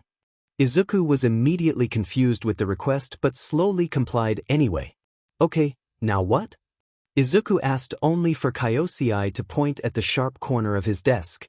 Cut your hand and after you do not freak out. Izuku hesitated as he did it but hovered his hand over the sharp corner and with a swift swipe made a cut the size of his thumb in terms of length. Izuku couldn't help making a sharp hissing sound from the instant of pain but it thankfully subsided quick enough. Like I said, don't freak out. After Kaioi said that one last time, Izuku watched as a black liquid began to slowly seep out of the cut and cling to his hand. With every second that passed, more of this liquid spread across his body until it eventually covered all of him like an additional layer of skin except for the cut-off point on his neck. Just before Izuku was about to comment on the last 20 seconds, he noticed that the suit began to take the shape of a fabric that was almost identical to the training outfit that Dr. Connors gave him. I will admit, it took me a while to figure out I could mimic clothing and fabrics, but I believe that it'll save a lot of time as a whole, Kaioi explained as Izuku jumped onto the ceiling, sticking on all fours which earned another perked-up tone from Kaioi. Yeah, you guessed your sticky powers all wrong as well. It's not from the hairs, it's based on electrons which you were stopping because of your thick but rubber-soled shoes. Now that it was pointed out to him that explanation of his powers made far more sense than his original analysis. But a better idea came across his mind as Izuku asked the symbiote a question. Can you change this suit's color and design?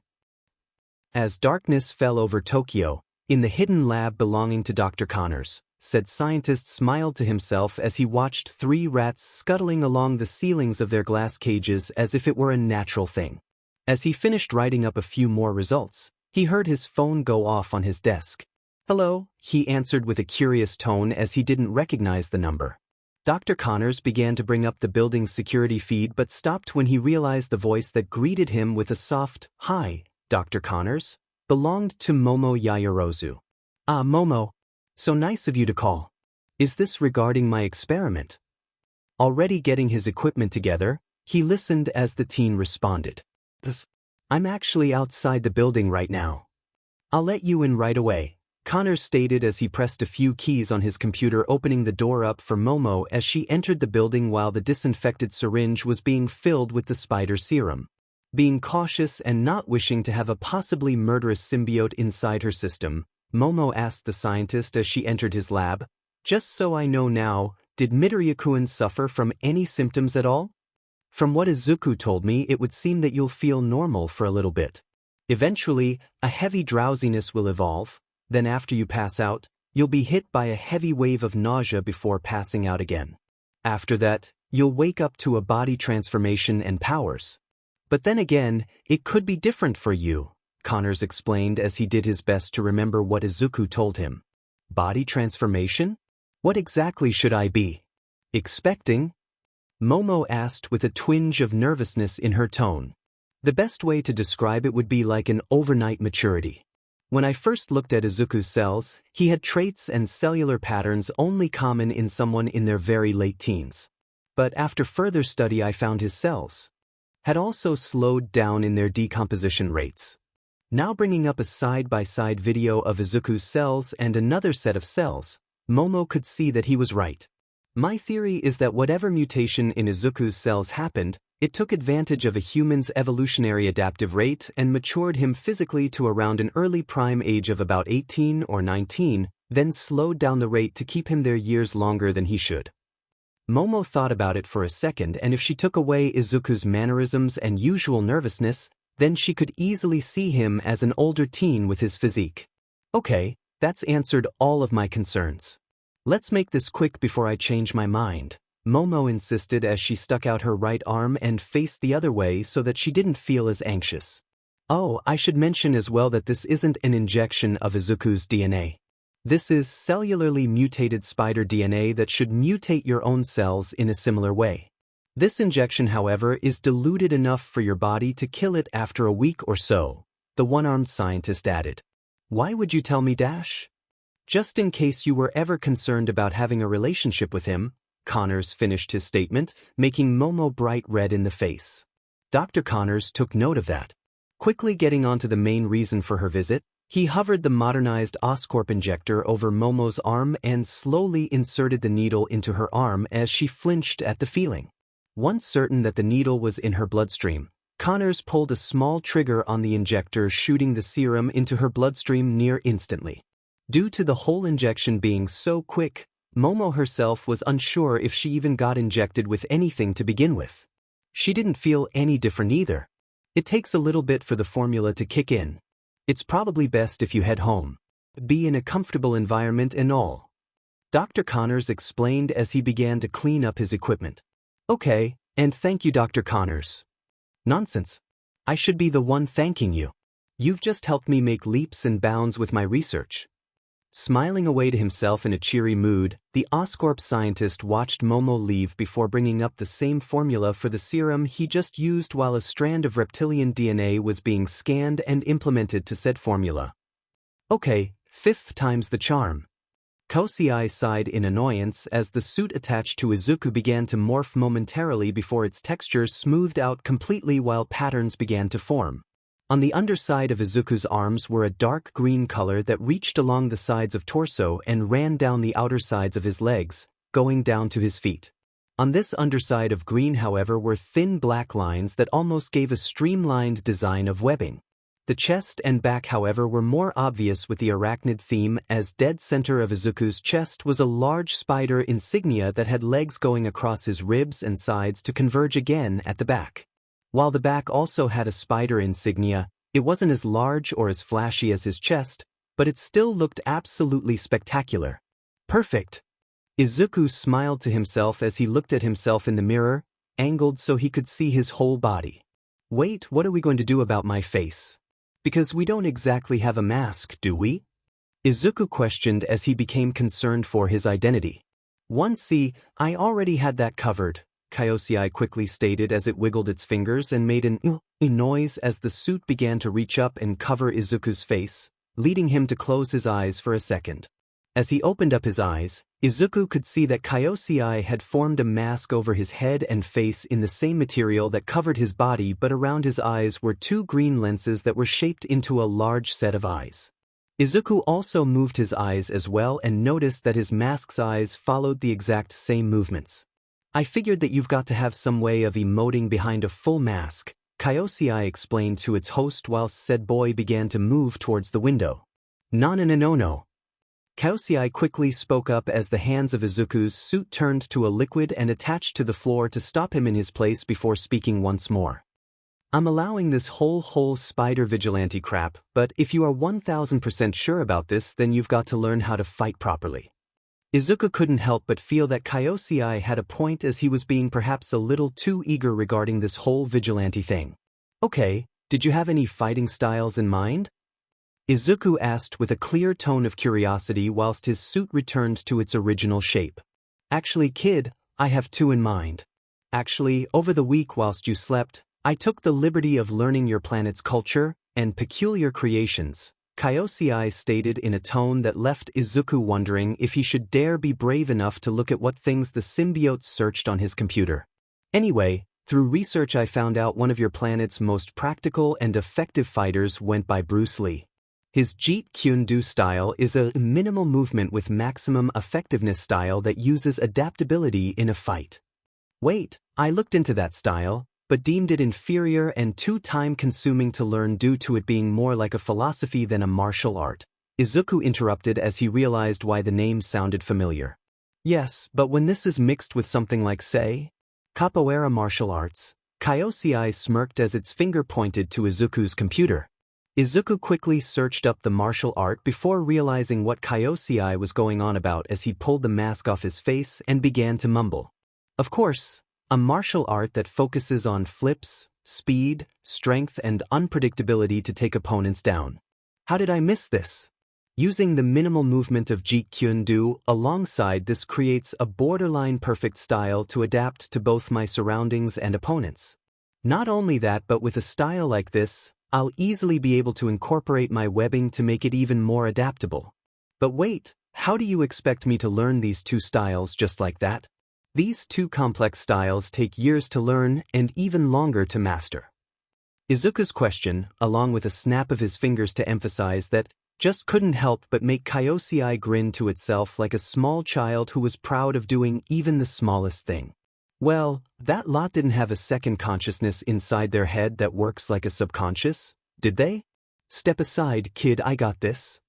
With his mental image disappearing from Izuku's sight, Kaioi used the symbiote suit and detached from Izuku's torso and arms to Izuku's computer and phone with only a small tendril attaching himself to Izuku's body. They now began to load up video after video, all playing at double speed, creating an ungodly amount of noise which led to Izuku quickly plugging in a set of headphones so the symbiote didn't accidentally destroy his ears from the sudden sensory overload. Oh yeah, forgot about your senses. My bad, Kaioi half-heartedly apologized, not even looking away from the computer screen. You could at least sound like you mean it. How long should this take exactly? Izuku asked, getting a quick reply back. About 30 minutes or so. Might as well get comfortable, Kaioi explained while Izuku just laid down on his bed. Momo was completely unsure if she was actually injected with anything that worked, however that uncertainty vanished the instant she entered her building. An almost crippling wave of nausea and weakness consumed her as she clung to the wall for support. Come on, just a few more minutes. Skeptical if she could even make it to her room, Momo practically dragged herself through her apartment. Even with her feet feeling like cinder blocks, Momo reached her bedroom doorway but felt a burst of energy as she ran for the bathroom, loosely holding her own hair back before the contents of her stomach leapt out of her mouth. After several gut-churning minutes hovering above the toilet, Momo pulled herself onto her feet and spent very little time with mouthwash before making her way to her bed. Striping off items of clothing one by one till she was left in only her underwear, she collapsed onto her bed. Here's hoping it all goes fine. Momo softly spoke out to herself before she lost consciousness and finally gave into her slumber. And done. Izuku, like an excited child, leapt up from his bed. He felt Kaiosei's form connect back onto his body and form his spider's suit once more, deciding to leap out of his open window the moment his mask covered his face. I don't feel any different, Izuku asked out loud as he web-zipped onto a nearby rooftop. Just pretend like you're about to fight. Everything will come with instinct. Izuku willingly nodded for a moment, but as his body flinched, he then instinctively descended down into a crouched fighting position with his right hand on the ground and his left hand behind him. Pretending someone would be trying to charge at him, Izuku did a full flip to the left with his right leg moving in a way it would hit an opponent as he flipped. The second he landed, his body managed to go back into the same crouched position as before, but his hands were aiming right in front of him. Oh wow, you weren't kidding that it would come with instinct. Izuku laughed as he stood up looking at his wrists before running off the roof and began to web-zip and swing towards the city in cover of darkness. It's time to make a difference and use my powers for the good of others, Izuku thought to himself when Kaioi spoke up. You're gonna need a name out there, aren't you? As he kept thinking of names relating to All Might or anything like a spider pun, Izuku couldn't help but realize that a simple name was right in front of him. He flipped over a high building and stuck on the side of a radio antenna as he watched over the city. I'll be Spider-Man,